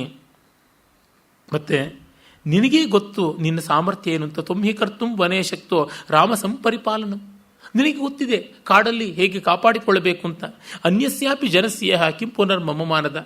ಯಾರನ್ನೂ ಕಾಪಾಡಬಲ್ಲಂತ ಮಹಾ ಜನಸಮೂಹವನ್ನೇ ಕಾಪಾಡಬಲ್ಲ ನಿನಗೆ ನಾನೊಬ್ಬಳನ್ನು ಕಾಪಾಡೋದು ಯಾವ ಮಹಾ ಕಷ್ಟ. ಅಂದರೆ ನನ್ನನ್ನೂ ಕಾಪಾಡೋಕ್ಕೆ ಕಷ್ಟ ಅಂದರೆ ನಿನ್ನ ಪರಾಕ್ರಮ ಯಾವ ಮಾತ್ರದ್ದು. ಸಹತ್ವಯ ಗಮಿಷ್ಯಾಮಿ ವನಮಧ್ಯನ ಸಂಶಯ ನಾಹಂ ಶಕ್ಯ ಮಹಾಭಾಗ ನಿರ್ವರ್ತಯಿತು ಉದ್ಯಮಾತ್. ನೀನು ಎಷ್ಟು ಉದ್ಯಮ, ಎಷ್ಟು ಇಂಡಸ್ಟ್ರಿಯಸ್ ಆಗಿ ಪ್ರಯತ್ನ ಪಟ್ಟರು ನನ್ನನ್ನು ಹಿಂದೆಗಿಸೋಕ್ಕೆ ಸಾಧ್ಯವಿಲ್ಲ. ನಾನು ಬಂದೇ ಬರ್ತೀನಿ. ಫಲಮೂಲಾಶನ ನಿತ್ಯಂ ಭವಿಷ್ಯಾಮಿ ನ ಸಂಶಯ ನತೆ ದುಃಖಂ ಕರಿಷ್ಯಾಮಿ ನಿವಸಂತಿ ಸಹತ್ವಯ. ನಿನಗೆ ಎಳ್ಳಷ್ಟು ದುಃಖ ಕೊಡದೆ ಬಾಳ್ತೀನಪ್ಪ ನಾನು ಏನೂ ಕಷ್ಟ ಕೊಡೋದಿಲ್ಲ. ಅಗ್ರತಸ್ಥೇ ಗಮಿಷ್ಯಾಮಿ ಭೋಕ್ಷ್ಯೇ ಭುಕ್ತವತಿತ್ವಯಿ. ನಿನಗಿಂತ ಮುಂದೆ ಹೆಜ್ಜೆ ಹಾಕ್ತೀನಿ, ನೀನು ಉಂಡ ಮೇಲೆ ನಾನು ಉಂಡ್ತೀನಿ ಅಂತ. ಇದು ತುಂಬ ದೊಡ್ಡದಾದದ್ದು. ವಿಸಿ ಅವರು ಬರೀತಾರೆ, ನಮ್ಮ ಹೆಣ್ಣು ಮಕ್ಕಳು 10 ಜನರಿಗೆ ಅಡಿಗೆ ಮಾಡಿ ಎಲ್ಲರೂ ಊಟ ಮಾಡುವವರೆಗೂ ಕಾದಿದ್ದು ಬಡಿಸಿದ ಮೇಲೆ ಆಮೇಲೆ ಏನಿದ್ರೆ ಅದನ್ನು ಉಣ್ಣಬಲ್ಲಂಥ ಮಟ್ಟಕ್ಕೆ ಹಸಿವೆಯನ್ನು ನಿಯಂತ್ರಣ ಮಾಡಿಕೊಳ್ಳಬಲ್ಲರು ಅಂದರೆ ಎಷ್ಟು ದೊಡ್ಡ ಸಾಮರ್ಥ್ಯ ಅಂತ. ಇಚ್ಛಾಮಿ ಸರಿತಶೈಲಾನ್ ಪಲ್ವಲಾನಿ ವನಾನಿಚ. ನನಗೆ ಕಾಡು ಮೇಡು ನದಿ ತಟಾಕ ಎಲ್ಲ ನೋಡುವುದು ತುಂಬ ಇಷ್ಟ. ಹಾಗಾಗಿ ನೀನು ನಾಥೇನ ಧೀಮತ ತ್ವಯ ನಿರ್ಭೀತ. ನಾನು ನಿನ್ನ ಜೊತೆ ಧೀಮಂತನಾದ ನೀನಿರುವಾಗ ನಿರ್ಭೀತಿಯಾಗಿ ನಾನಿರ್ತೀನಿ. ಇಚ್ಛೇಯಂ ಸುಖಿನೀ ದ್ರಷ್ಟುಂ ತ್ವಯಾ ವೀರೇಣ ಸಂಗತ. ಹಾಗಾಗಿ ಅಭಿಷೇಕಂ ಕರಿಷ್ಯಾಮಿ ತಾಸು ನಿತ್ಯಂ ಯತವ್ರತ. ನಾನು ಅಲ್ಲಿ ಚೆನ್ನಾಗಿ ಆ ಕೊಳಗಳಲ್ಲಿ ವ್ರತನಿಷ್ಠೆಯಿಂದ ಸ್ನಾನ ಮಾಡ್ತೀನಿ, ಸಂತೋಷವಾಗಿರ್ತೀನಿ. ಏವಂ ವರ್ಷ ಸಹಸ್ರಾಣಿ ಶತಂ ವಾಹಂ ತ್ವಯಾಸ. 100,000 ವರ್ಷವೂ ನಿನ್ನ ಜೊತೆ ನಾನು ಇರಬಲ್ಲೆ. ನಿನ್ನ ಸಾಹಚರ್ಯ ಸೌಖ್ಯ ಮಾತ್ರ ಕೊಡದೇ ಇರಬೇಡ. ವ್ಯತಿಕ್ರಮಂ ನ ವೇತ್ಸ್ಯಾಮಿ ಸ್ವರ್ಗೋಪಿ ನಹಿಮೇ ಮತಃ. ನೀನಿಲ್ಲದೆ ಸ್ವರ್ಗವೂ ನನಗೆ ಬೇಡ. ಈ ರೀತಿಯಾಗಿ ಜಗತ್ ಸಾಹಿತ್ಯದಲ್ಲಿ ಹೇಳಿದ ಮೊದಲ ಮಹಿಳೆ ಇವಳು. ನೋಡಿ, ಪಾಶ್ಚಾತ್ಯ ಮಹಾಕವಿ ಆದಿಕವಿ ನನಗೆ ಬಹಳ ಇಷ್ಟವಾದವನು ಹೋಮರ್. ಅವನ ಒಂದು ಪಾತ್ರದಲ್ಲಿಯೂ ಇಲಿಯಡ್ಡಲ್ಲಿ ಇಂಥದ್ದು ಬರೋಲ್ಲ. ಒಡಿಸ್ಸಿಯಲ್ಲಿ ಬರ್ತಾಳೆ ಪೆನ್ಲಿಪಿ, ಸೀತಾದೇವಿ ಅಂತ ಒಬ್ಬ ಮಹಾಸಾಧ್ವಿನೇ ಅಲ್ಲಿ ಬರ್ತಾಳೆ. ಅಂದರೆ ಎಷ್ಟು ದೊಡ್ಡ ಸಂಸ್ಕೃತಿ ನಿರ್ಮಾಣ ಮಾಡೋಕ್ಕೆ ಸಾಧ್ಯ ಇಂಥ ಪಾತ್ರಗಳನ್ನು ಅಂತ ಅನಿಸುತ್ತದೆ. ಸೀತಾಯಾಶ್ಚರಿತ ಮಹತ್ ಅನ್ನುವುದು ಈ ಕಾರಣದಿಂದ. ಇದೆಲ್ಲ ಬರೀ ಬೂಟಾಟಿಕೆ ಬಿಡಿ, ಗಂಡಸು ಹೆಂಗಸನ್ನು ದುಡಿಸ್ಕೊಳ್ತಕ್ಕಂಥದ್ದು ಅಂತ ಫೆಮಿನಿಸಮ್ನ ವಿಕೃತ ದೃಷ್ಟಿಯಿಂದ ಏನು ಹೇಳಬಹುದು. ಇಲ್ಲಿ ಕಾಣಬೇಕಾದದ್ದು ಪ್ರೀತಿ. ಆ ಪ್ರೀತಿಯೇ ದೊಡ್ಡದಾದದ್ದು. ಆ ಮೌಲ್ಯ ಯಾರಿಗೆ ಬೇಡ. ಆಮೇಲೆ ಅನನ್ಯ ಭಾವ ಮನುರಕ್ತ ಚೇತಸಂ ತ್ವಯಾ ವಿಯುಕ್ತಾಂ ಮರಣಾಯ ನಿಶ್ಚಿತಾಂ ನಯಸ್ವ ಮಾಂ ಸಾಧು ಕುರುಷ್ವ ಯಾಚನಾಂ ನತೇ ಮಯಾತೋ ಗುರುತಾ ಭವಿಷ್ಯತಿ. ನೀನಿಲ್ಲದೆ ನಾನು ಸಾಯುವುದೇ ಹೌದು, ನಿನ್ನನ್ನು ಇದೊಂದೇ ಬೇಡ್ತಾ ಇದ್ದೀನಿ, ಕಳಿಸ್ಕೊ, ನನ್ನನ್ನು ಕರೆಸ್ಕೊ ಅಂತಾಳೆ. ಆಗ ಅವನು ಬಿಡ್ತಾನೆಯಾ? ವನವಾಸದಲ್ಲಿ ಎಷ್ಟು ಕಷ್ಟ ಇದೆ, ಏನೆಲ್ಲ ತೊಂದರೆ ಇದೆ ಅಂತ ಅನ್ನೋದನ್ನು ಆರಂಭ ಮಾಡ್ತಾನೆ, ವಿವರವಾಗಿ ಹೇಳ್ತಾನೆ. ನೋಡು, ವನವಾಸ ಅನ್ನೋದು ಹನಿಮೂನ್ ಟ್ರಿಪ್ ಅಲ್ಲ. ಹಿತಬುದ್ಧ್ಯ ಖಲು ವಚೋ ಮಯೈತದ ಅಭಿಧೀಯತೆ ಸದಾ ಸುಖಂ ನ ಜಾನಾಮಿ ದುಃಖಮೇವ ಸದಾವನಂ ಗಿರಿ ನಿರ್ಜರ ಸಂಭೂತ ಗಿರಿ ಕಂದರವಾಸಿನಾಂ ಸಿಂಹಾನಾಂ ನಿನದ ದುಃಖ ಶ್ರೋತುಂ ದುಃಖ ಮತೋವನಂ.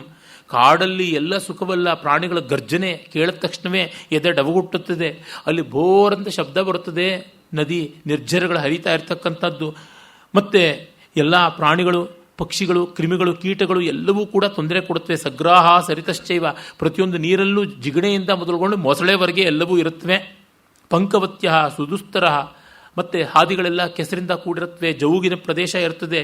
ಮತ್ತೈರಿಪೆ ಗಜೇರ್ನಿತ್ಯಂ ಅಥೋ ದುಃಖತರಂವನಂ, ಮದ್ದಾನೆಗಳಿರುತ್ತವೆ, ಬಹಳ ಕಷ್ಟ. ಲತಾ ಕಂಟಕ ಸಂಕೀರ್ಣ, ಮುಳ್ಳು, ಕಾಡು, ಮೇಡು, ಸೀಗೆ ಮಳೆಯಂತವಿರುತ್ತವೆ. ಕೃಕವಾ ಕೂಪನಾದಿತಾ, ಕೋಳಿಗಳು ದಿಕ್ಕು ದೆಸೆ ಕೆಡದಂತೆ ಮುಂದೇ ಸಮ ಬಡ್ಕೊಳ್ತಾ ಇರ್ತವೆ, ಹಗಲ ರಾತ್ರಿನ ಗೊತ್ತಾಗೋಲ್ಲ. ನಿರಪಾಶ್ಚ ಸುದುರ್ಗಾಶ್ಚ, ನೀರು ಸಿಗದೆ ಇರತಕ್ಕಂಥ ಹಾದಿಗಳು ಎಷ್ಟೋ ಇರುತ್ತವೆ. ಸುಪ್ಯತೆ ಪರ್ಣಶಾಲಾಸು ಸ್ವಯಂ ಭಗ್ನಾಸು ಭೂತಲೆ, ಹಾಳು ಮೂಳು ಯಾವುದೋ ಪರ್ಣಶಾಲೆಗಳು, ಯಾವುದೋ ಋಷಿಗಳು ಎಲ್ಲೋ ಕಟ್ಟಿರ್ತಕ್ಕಂಥದ್ದು ಇರ್ಬೋದು, ಅಲ್ಲಿರಬೇಕಾಗುತ್ತದೆ. ಇಲ್ಲ ನಾವೇ ಕಟ್ಟಿಕೊಂಡು ಒದ್ದಾಡಬೇಕಾಗುತ್ತದೆ, ಇಲ್ಲ ನೆಲದ ಮೇಲೆ ಮಲಗಬೇಕಾಗುತ್ತದೆ. ತುಂಬ ಕಷ್ಟ ಉಂಟು. ಅಹೋರಾತ್ರಂಚ ಸಂತೋಷ ಕರ್ತವ್ಯೋ ನಿಯತಾತ್ಮತ ಫಲೈರ್ವೃಕ್ಷಾವಪತಿತೈ ಸೀತೆ ದುಃಖಮತೋವನಂ. ನಾವು ಸಂತೋಷವಾಗಿರೋದು ತುಂಬ ಕಷ್ಟ. ಆ ಕಷ್ಟ ನಷ್ಟಗಳಲ್ಲಿ ತರಗೆಲೆನಾದರೂ ತಿಂದುಕೊಂಡಿರಬೇಕಾಗುತ್ತೆ. ಉಪವಾಸಶ್ಚ ಕರ್ತವ್ಯ ಜಟಾಭಾರಶ್ಚ ಕರ್ತವ್ಯ, ಜಟೆ ಕಟ್ಟಿಕೊಳ್ಬೇಕು. ವಲ್ಕಲಾಂಬರಧಾರಿಣ ದೇವಾನಾಂ ಪಿತೃಣಾಂಚ ಕರ್ತವ್ಯಂ ವಿಧಿಪೂರ್ವಕಂ. ಮತ್ತು ವಾನಪ್ರಸ್ಥರಾಗಿದ್ದರೂ ಆಯಾ ಕಾಲಕ್ಕೆ ಬರತಕ್ಕಂಥ ಹೋಮಾದಿಗಳು, ಪೂಜೆ ಮೊದಲಾದವನ್ನು ಮಾಡಲೇಬೇಕಾಗುತ್ತದೆ. ಪ್ರಾಪ್ತಾನಾಂ ಅತಿಥೀನಾಂಚ ನಿತ್ಯಶ ಪ್ರತಿಪೂಜನಂ, ಅತಿಥಿಗಳು ಬಂದರೆ ಅವರಿಗೆ ಪೂಜೆ ಮಾಡಬೇಕು. ಇಲ್ಲೆಲ್ಲ ಅರಮನೆ ನಡೆದೋಗುತ್ತೆ, ವ್ಯವಸ್ಥೆ ಉಂಟು, ಅಲ್ಲಿ ಏನೂ ಇಲ್ಲ, ನಾವೇ ಮಾಡಿಕೊಳ್ಳಬೇಕು. ಆರ್ಷೇಣ ವಿಧಿನಾವಿದ್ಯಾಂ ಬಾಲೆ ದುಃಖಮತೋವನು. ಹಾಗಾಗಿ ಮತ್ತೆ ಹೇಳ್ತಾ ಇದ್ದೀನಿ, ತುಂಬ ಕಷ್ಟ. ವೇದೋಕ್ತ ವಿಧಿಯಿಂದ ಅಗ್ನಿಪೂಜೆ ಎಲ್ಲ ಮಾಡಬೇಕು. ಹಾಗಾಗಿ ಯಥಾಲಬ್ಧೇನ ಸಂತೋಷ ಕರ್ತವ್ಯಸ್ಥೇನ ಮೈಥಿಲಿ. ಏನು ಸಿಕ್ಕಿದ್ರೆ ಅದು, ಹಲಸಿನಣ್ಣು ಅಂತ ಸಿಕ್ಕಿದ್ರೆ ಹಲಸಿನಣ್ಣೆ ತಿನ್ನಬೇಕು. ನನಗೆ ಸೇರೋದೇ ಇಲ್ಲ ಹಲಸಿನಣ್ಣು ಅಂತಂದರೆ ಏನು ಮಾಡೋದು? ಹಸಿವಾದರೆ ಹಲಸಿನ ಬೀಜವನ್ನು ತಿನ್ನಬೇಕು, ಹಲಸಿನ ಕಾಂಡವನ್ನು ತಿನ್ನಬೇಕು, ಸಿಪ್ಪೆನೂ ತಿನ್ನುವ ಸ್ಥಿತಿ ಬರುತ್ತದೇನೋ. ಹಾಗೆ ಯಾವುದಿದ್ರೆ ಅದು ಅಂತೂ ಉಂಟು. ಸರೀಸೃಪಾಶ್ಚ ಬಹಬಹ, ಹಾವುಗಳಂತೂ ಬಗೆಬಗೆಯಾಗಿರುತ್ತವೆ. ಇನ್ನು ಪತಂಗ, ವೃಶ್ಚಿಕ, ಕೀಟ, ದಂಶ, ಮಶಕೈ ಸಹ ಬೇಕಾದಷ್ಟು ಇವೆಲ್ಲ ಉಂಟು. ಹಾಗಾಗಿ ಆಗುವಂಥದ್ದಲ್ಲ, ಕಾಡಲ್ಲಿ ತುಂಬ ಕಷ್ಟ ಉಂಟು. ಹಾಗಾಗಿ ತದಲಂ ತೇ ವನಂ ಗತ್ವ ಕ್ಷಮಂ ನಹಿ ವನಂ ತಮ ವಿಮೃಶನ್ಯ ವಕ್ಷ್ಯಾಮಿ ಪಶ್ಯಾಮಿ ಬಹುದೋಷಕರಂ ವನಂ ಅಂತ ಸ್ಪಷ್ಟವಾಗಿ ಹೇಳ್ತಾರೆ. ಅವಳು ಮತ್ತೆ ದುಃಖಪಟ್ಟು ಹೇಳ್ತಾಳೆ, ಪ್ರಸಕ್ತಾಶ್ರುಮುಖಿ ಮಂದಮಿದಂ ವಚನಮಬ್ರವೀತ್. ಅಳುತ್ತಾ ಮೆತ್ತಿಗೆ ಹೇಳ್ತಾಳೆ, ಇಲ್ಲ ಇಲ್ಲ, ಇದೆಲ್ಲ ಎಲ್ಲಿ? ಮೃಗಾ ಸಿಂಹ ಗಜಾಶ್ಚೈವ ಶಾರ್ದೂಲ ಶರಭಸ್ತತ ಚಮರಾ ಸ್ರಮರಾಶ್ಚೈವ ಯೇಚನ್ಯೇ ವನಚಾರಿಣ ಅದೃಷ್ಟರೂಪಪೂರ್ವತ್ವಾತ್ ಸರ್ವೇ ತೇತವ ರಾಘವ ರೂಪಂ ದೃಷ್ಟ್ವಾಪ ಸರ್ಪೇಯು ಭಯೇ ಉಭಯೇ ಸರ್ವೇ ಹಿ ಬಿಭ್ಯತಿ. ಎಂಥ ಕಾಡು ಪ್ರಾಣಿಯಾದರೂ ಭಯಂಕರವಾದದ್ದು ನಿನ್ನನ್ನು ನೋಡಿದ್ರೆ ಅಂಜುಕೊಂಡು ಹೊರಟೋಗುತ್ತದೆ, ನಿನ್ನ ಸತ್ವವನ್ನು ಕಂಡು ಅಂಜುತ್ತದೆ. ಅದು ಮಾತ್ರವಲ್ಲ, ಕಾಡಿಂದೇನು ಧರ್ಮವನ್ನು ನಾನು ಹೇಳ್ತೀನಿ. ಅಥವಾಪಿ ಮಹಾಪ್ರಜ್ಞಾ ಬ್ರಾಹ್ಮಣಾನಾಂ ಮಯಾಶ್ರುತಂ ಪುರಾ ಪಿತೃಗೃಹೇ ಸತ್ಯಂ ವಸ್ತವ್ಯಂ ಕಿಲಮೇವನೆ. ನನ್ನ ತಂದೆ ಮನೆಯಲ್ಲಿ ಎಷ್ಟೋ ಬ್ರಾಹ್ಮಣರು ಹೇಳಿದ್ರು, ಗಂಡನ ಮಾತಂತೆ ಇರಬೇಕು, ಗಂಡನ ಹಿಂದೆಯಲ್ಲಿ ನಡೆಯಬೇಕು ಅಂತ. ಮಾತ್ರವಲ್ಲ, ವನವಾಸದ ಯೋಗ ಕೂಡ ನನಗಿದ್ದರೂ ಇದೆ ಅಂತ ಹೇಳಿದರು. ಆದೇಶೋ ವನವಾಸಸ್ಯ ಪ್ರಾಪ್ತವ್ಯಸ್ಯ ಕಿಲ ಸಮಯ ಕಿಲ ಸಾತ್ವಯ ಸಹ ತತ್ರ ಅಹಂ ಯಾಸ್ಯಾಮಿ ಪ್ರಿಯ ನಾನ್ಯಥ.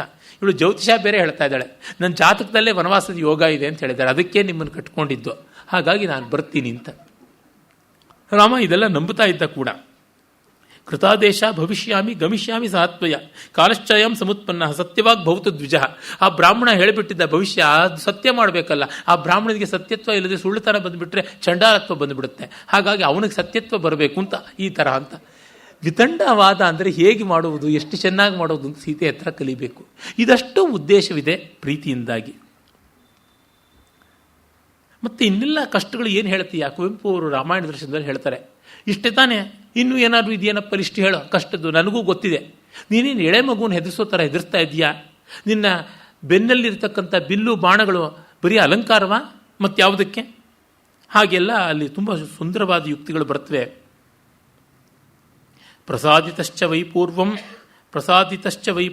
ತ್ವಂ ವೈ ಬಹುವಿಧೋ ಪ್ರಭೋ ಗಮನಂ ವನವಾಸಸ್ಯ ಕಾಂಕ್ಷಿತಂ ಹಿ ಸಹತ್ವಯ. ನಾನು ಎಷ್ಟೋ ಬಾರಿ ನೀನು ನೋಡದೆ ಕಾಡಿಗೆ ಹೋಗಬೇಕು ಅಂತ ಆಸೆ ಪಟ್ಟಿದ್ದೆ, ಹೇಳಿದ್ದೆ, ಅದು ಈಗ ನಡೆಯುತ್ತೆ ಅಂತ. ಯಾವಾಗ ಹೇಳಿದ್ಲೋ ಗೊತ್ತಿಲ್ಲ, ಹೇಳಿದ್ದಿರಬಹುದು. ಸೀತೆಗೆ ಕಾಡು ಇಷ್ಟವಾಗದೇ ಇದ್ದರೆ ಅಷ್ಟು ಕಾಲ ಇರೋಕ್ಕಾಗ್ತಾ ಇರಲಿಲ್ಲ.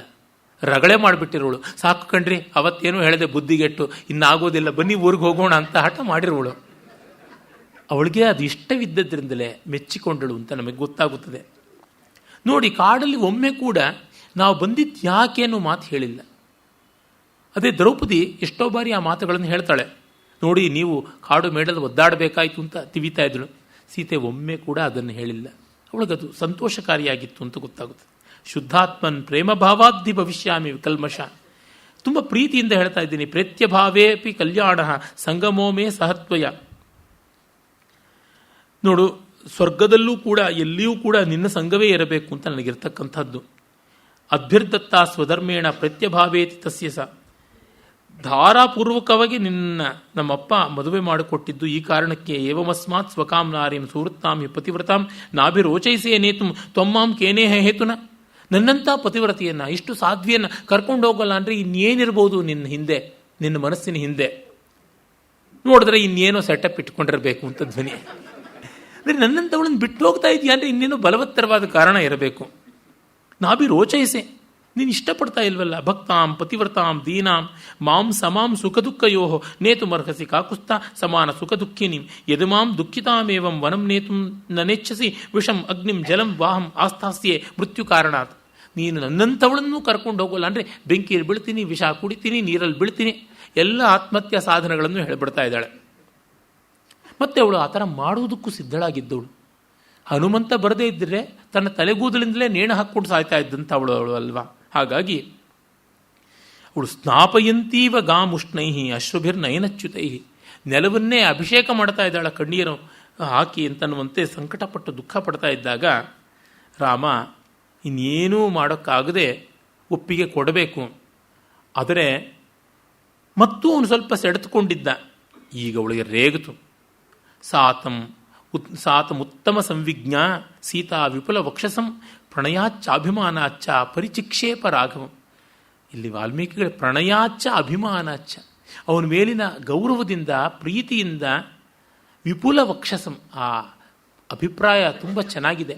ವಿಶಾಲ ವಕ್ಷಸ್ಥಲದಲ್ಲಿ ಅವಳು ಎದೆಯಲ್ಲಿ ಮುಖವಿಟ್ಟು ಅದುವರೆಗೂ ಕೇಳ್ಕೊತಾ ಇದ್ದವಳು ಪ್ರೀತಿಯಿಂದ ಒಂದು ಗುದ್ದಿ ಅದೇ ಮೇಲೆ ಮುಷ್ಟಿ ಹನನ ಮಾಡ್ತಾ ಕೇಳಿದ್ದಿರಬೇಕು ಅನ್ಸುತ್ತೆ. ಪರಿಕ್ಷೇಪ ಅಧಿಕ್ಷೇಪ ಮಾಡ್ತಾಳೆ. ಕಿಂ ತ್ವಾಂ ಅಮನ್ಯತ ವೈದೇಹ ಪಿತಾಮೇ ಮಿಥಿಲಾಧಿಪ ರಾಮ ಜಾಮಾತರಂ ಪ್ರಾಪ್ಯ ಸ್ತ್ರೀಯಂ ಪುರುಷ ವಿಗ್ರಹಂ. ಏನು ನಮ್ಮಪ್ಪ ಹೆಣ್ಣಿಗನನ್ನು ಕೊಟ್ಟು ಮದುವೆ ಮಾಡಿದ್ದಾರಾ? ಗಂಡಿನ ರೂಪದಲ್ಲಿರ್ತಕ್ಕಂಥ ಹೆಣ್ಣನ್ನು ಕೊಟ್ಟು ಮದುವೆ ಮಾಡಿದ್ದು ನಮ್ಮಪ್ಪ. ಏನು ಇಂಥ ಕೆಟ್ಟಳಿಯ ಸಿಗಪುಟ್ನ ನಮ್ಮಪ್ಪನಿಗೆ. ಸಾವಿತ್ರೀಮೇವ ಮಾಂ ವಿದ್ಧಿ ತ್ವಮಾತ್ಮ ವಶವರ್ತಿನಿ. ನಾನು ಸತಿ ಸಾವಿತ್ರಿ ತರದವಳು ಅಂತ. ನೋಡಿ, ದಮಯಂತಿ ಸಾವಿತ್ರಿ ಇವರೆಲ್ಲ ಸೀತೆ ಮೊದಲಾದವರಿಗಿಂತಲೂ ಹಿಂದಿನವರು. ರಾಮನಿಗಿಂತಲೂ ಹಿಂದಿನವಳು ದಮಯಂತಿ. ರಾಮನ ವಂಶದಲ್ಲಿ ಸುಮಾರು ತಲೆಮಾರುಗಳ ಹಿಂದೆ ಋತುಪರ್ಣ ಇದ್ದ. ಆ ಋತುಪರ್ಣನ ಆಸ್ಥಾನದಲ್ಲಿಯೇ ಬಾಹುಕ ಅನ್ನುವ ಹೆಸರಿನಲ್ಲಿ ನಳ ಇದ್ದ. ಹೀಗಾಗಿ ಸೀತಾ ಮೊದಲಾದವರಿಗಿಂತಲೂ ಮುಂಚೆ ಇದ್ದವರು ಮಹಾ ಕೀರ್ತಿಶಾಲಿನಿಯಾದಂಥ ಸಾಧ್ವಿಯರು ಈ ಸಾವಿತ್ರಿ ಮತ್ತು ದಮಯಂತಿ ಮೊದಲಾದವರು. ಅವಳು ಹೇಳ್ತಾಳೆ, ಅಷ್ಟೊತ್ತಿಗೆ ರಾಮಾಯಣದ ಕಾಲಕ್ಕೆ ಸಾವಿತ್ರಿ ಕತೆ ಜನಜನಿತವಾಗಿತ್ತು. ದ್ಯುಮತ್ಸೇನ ಸುತಂ ವೀರ ಸತ್ಯವಂತಂ ಅನುವೃತಾಂ ಸಾವಿತ್ರೀಮೇವ ಮಾಂ ವಿದ್ಧಿ. ಒಂದು ವರ್ಷಕ್ಕೆ ಸತ್ತೇ ಹೋಗ್ಬಿಡ್ತಾನೆ ಅಂತಕ್ಕಂಥ ಗಂಡನನ್ನೂ ಕಟ್ಟಿಕೊಂಡ್ಳು. ಇಷ್ಟಪಟ್ಟು ಅವಳು ಕಟ್ಟಿಕೊಂಡ್ಳು. ಅವನ ಅಲ್ಪಾಯವೋ ದೀರ್ಘಾಯವೋ, ಕುರೂಪಿಯೋ ಸುರೂಪಿಯೋ, ಸುಗುಣಿಯೋ ದುರ್ಗುಣಿಯೋ, ಅದ್ಯಾವುದೂ ಅಲ್ಲ. ಮನಸ್ಸು ಸೇರಿದೆ, ಮುಗಿಯಿತು ಅಲ್ಲಿ ಅಂತ. ಈ ನಿಶ್ಚಯ ತುಂಬ ದೊಡ್ಡದಾದದ್ದು. ಸಾವಿತ್ರಿಯ ಕಥೆ ಎಷ್ಟು ದಿವ್ಯವಾದದ್ದು. ಅದು ಒಂದು ಕಥೆಯಿಂದಲೇ ಸಾಕು ಮಹಾಭಾರತಕ್ಕೆ ಪಾವನತ್ವ ಬಂದುಬಿಡುತ್ತೆ. ಒಬ್ಬ ದಮಯಂತಿಯ ಕಥೆ ಸಾಕು, ಇಂಥ ದಿವ್ಯವಾದ ಕಥೆ. ಇಂಥ ಕೆಚ್ಚಿನ ಹೆಣ್ಣು ಮಕ್ಕಳು ಎಷ್ಟು ದಿವ್ಯವಾದಂಥವರು. ಆ ಸಾವಿತ್ರಿಯನ್ನು ನೋಡಿ ಎಂತೆಂಥ ರಾಜಕುಮಾರರಿಗೆ ಅಂಜಿಕೆ ಆಯ್ತಂತೆ. ಇಂಥ ದಿವ್ಯ ಸುಂದರಿಯನ್ನು, ಇಂಥ ಗುಣಶೀಲಿಯನ್ನು, ಇಂಥ ತೇಜಸ್ವಿನಿಯನ್ನು ಹೆಂಡತಿಯಾಗಿ ಕಾಣುವುದು ಹೇಗೆ, ಮದುವೆಯಾಗಿ ನಿಭಾಯಿಸೋದು ಹೇಗೆ ಅಂತ. ಯಾರೂ ಗಂಡಂದ್ರೆ ಆಗ್ತಾ ಇಲ್ಲ, ಗಂಡೇ ಸಿಗ್ತಾ ಇಲ್ಲ ಅಂತ ಅವಳೇ ರಥದ ಮೇಲೆ ಕೂತ್ಕೊಂಡು ಊರು ಕಾಡು ಮೇಡು ಎಲ್ಲ ಸುತ್ತಿ ಬಂದು ತಾನು ಹುಡುಕೊಂಡಿದ್ದು ನಿಜವಾದ ಸ್ವಯಂವರ ಅಂದರೆ ಸಾವಿತ್ರಿ. ಅವಳು ಹುಡುಕಿ ಇವನು ಅಂತ ಕಂಡುಕೊಂಡ್ಳು. ಅದನ್ನು ತಂದೆ ಹತ್ರ ಕೇಳಕ್ಕೆ ಬಂದಾಗ ನಾರದರು ಕೂತಿದ್ರು.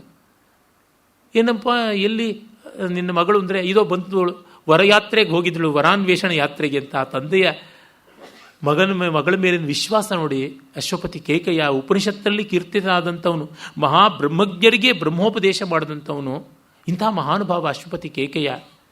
ಅವನಿಗೆ ಇಲ್ಲದೆ ಮಕ್ಕಳೇ ಇಲ್ಲದೆ ಪುತ್ರಿ ಒಬ್ಬಳಾದಿದ್ದು ಸವಿತ್ರ ದೇವತೆಯ ಅನುಗ್ರಹದಿಂದ.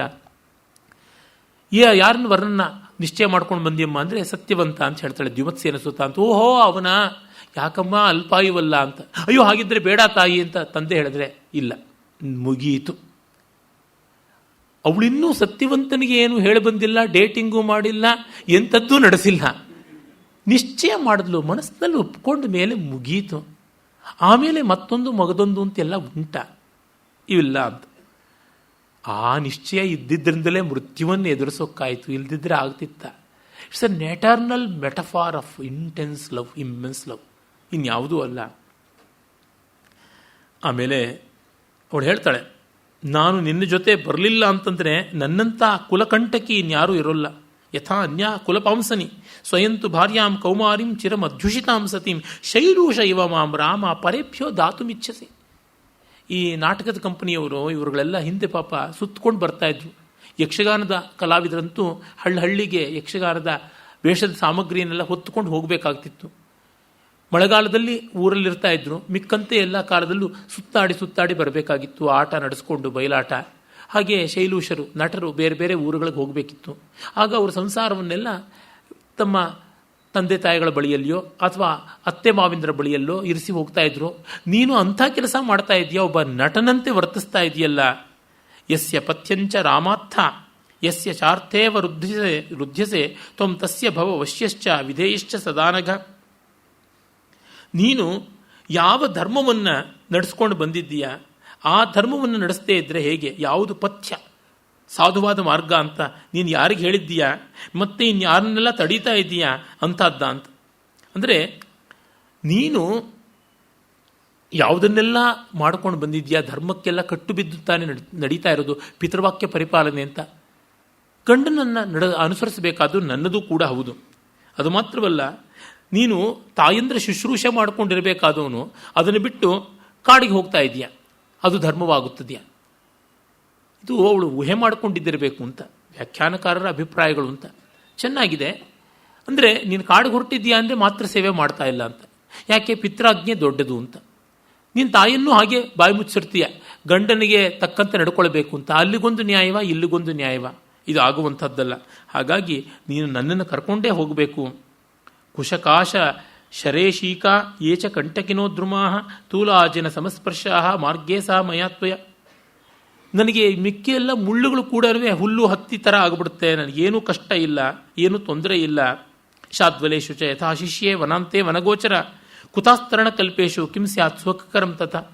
ಈ ರತ್ನಗಂಬುಳಿಗಳ ಮೇಲೆ ಮಲಗೋದಕ್ಕಿಂತ ನನಗೆ ನಿನ್ನ ಜೊತೆ ಹುಲ್ಲು ಕಲ್ಲಿನ ಮೇಲೆ ಮಲಗೋದು ಸಂತೋಷಕಾರಿಯೇ. ಪತ್ರಂ ಮೂಲಂ ಫಲಂ ಯತ್ವಂ ಅಲ್ಪಂ ವಾ ಯದಿವಾ ಬಹು ದಾಸ್ಯಸಿ ಸ್ವಯಮಾಹೃತ್ಯ ತನ್ಮೇಮೃತ ರಸೋಪಮಂ. ಹಣ್ಣೋ ಹೀಚೋ ಕಾಯೋ ಯಾವುದೋ ನೀನು ತಂದು ಕೊಟ್ಟರೆ ಅದು ಅಮೃತವಾಗುತ್ತದೆ. ಅದನ್ನು ನಾನು ತಿಂದುಕೊಂಡಿರ್ತೀನಿ. ನ ಮಾತುರ್ನಪಿತುಸ್ತತ್ರ ಸ್ಮರಿಷ್ಯಾಮಿನ ವಿಶ್ಮನಃ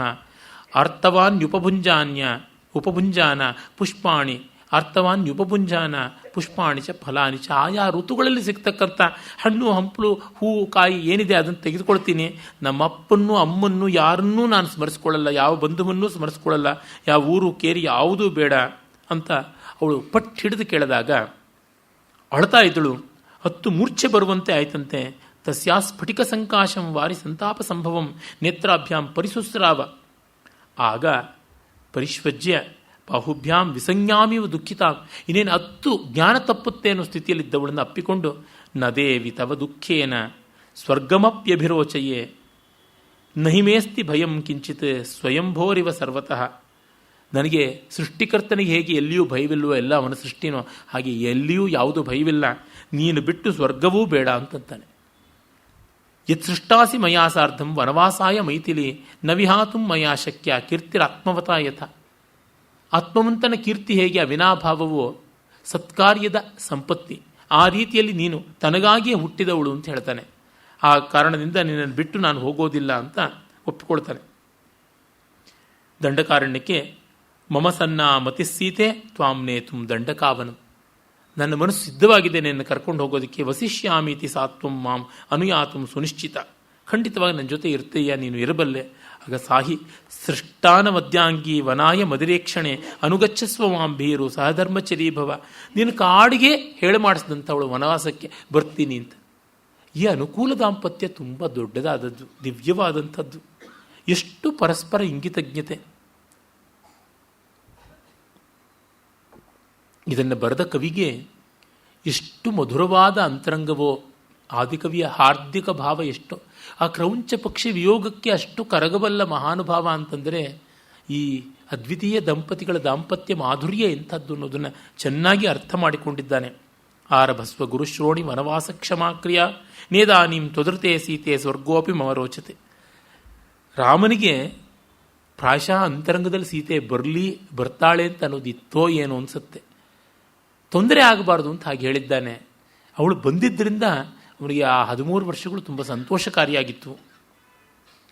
ಆಮೇಲೆ ಅವಳಿಲ್ಲದೆ ಸ್ವರ್ಗವೂ ಬೇಡ ಅಂತಿದ್ದನಲ್ಲ. ಈಗ ನಾವೆಲ್ಲ ಒಟ್ಟಿಗೆ ಸೇರಿ ನಮಗೇನಿದೆ ಅದನ್ನೆಲ್ಲ ದಾನ ಮಾಡೋಣ ಅಂತ.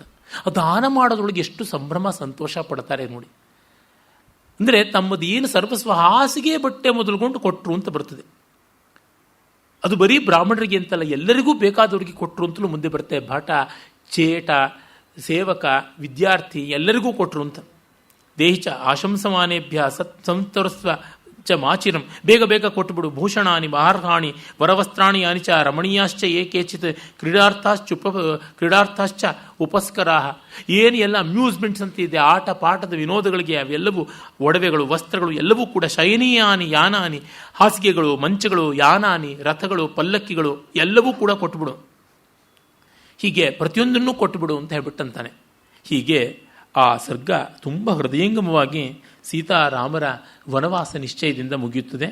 ನಾಳೆ ನಾವು ಲಕ್ಷ್ಮಣ ಬರುವುದನ್ನು ಒತ್ತಾಯಿಸ್ತಾನೆ. ತುಂಬ ಚೆನ್ನಾಗಿದೆ ಆ ಸರ್ಗ, ವಿಸ್ತೃತವಾದದ್ದು. ಅದನ್ನು ವಿವರವಾಗಿ ನೋಡೋಣ.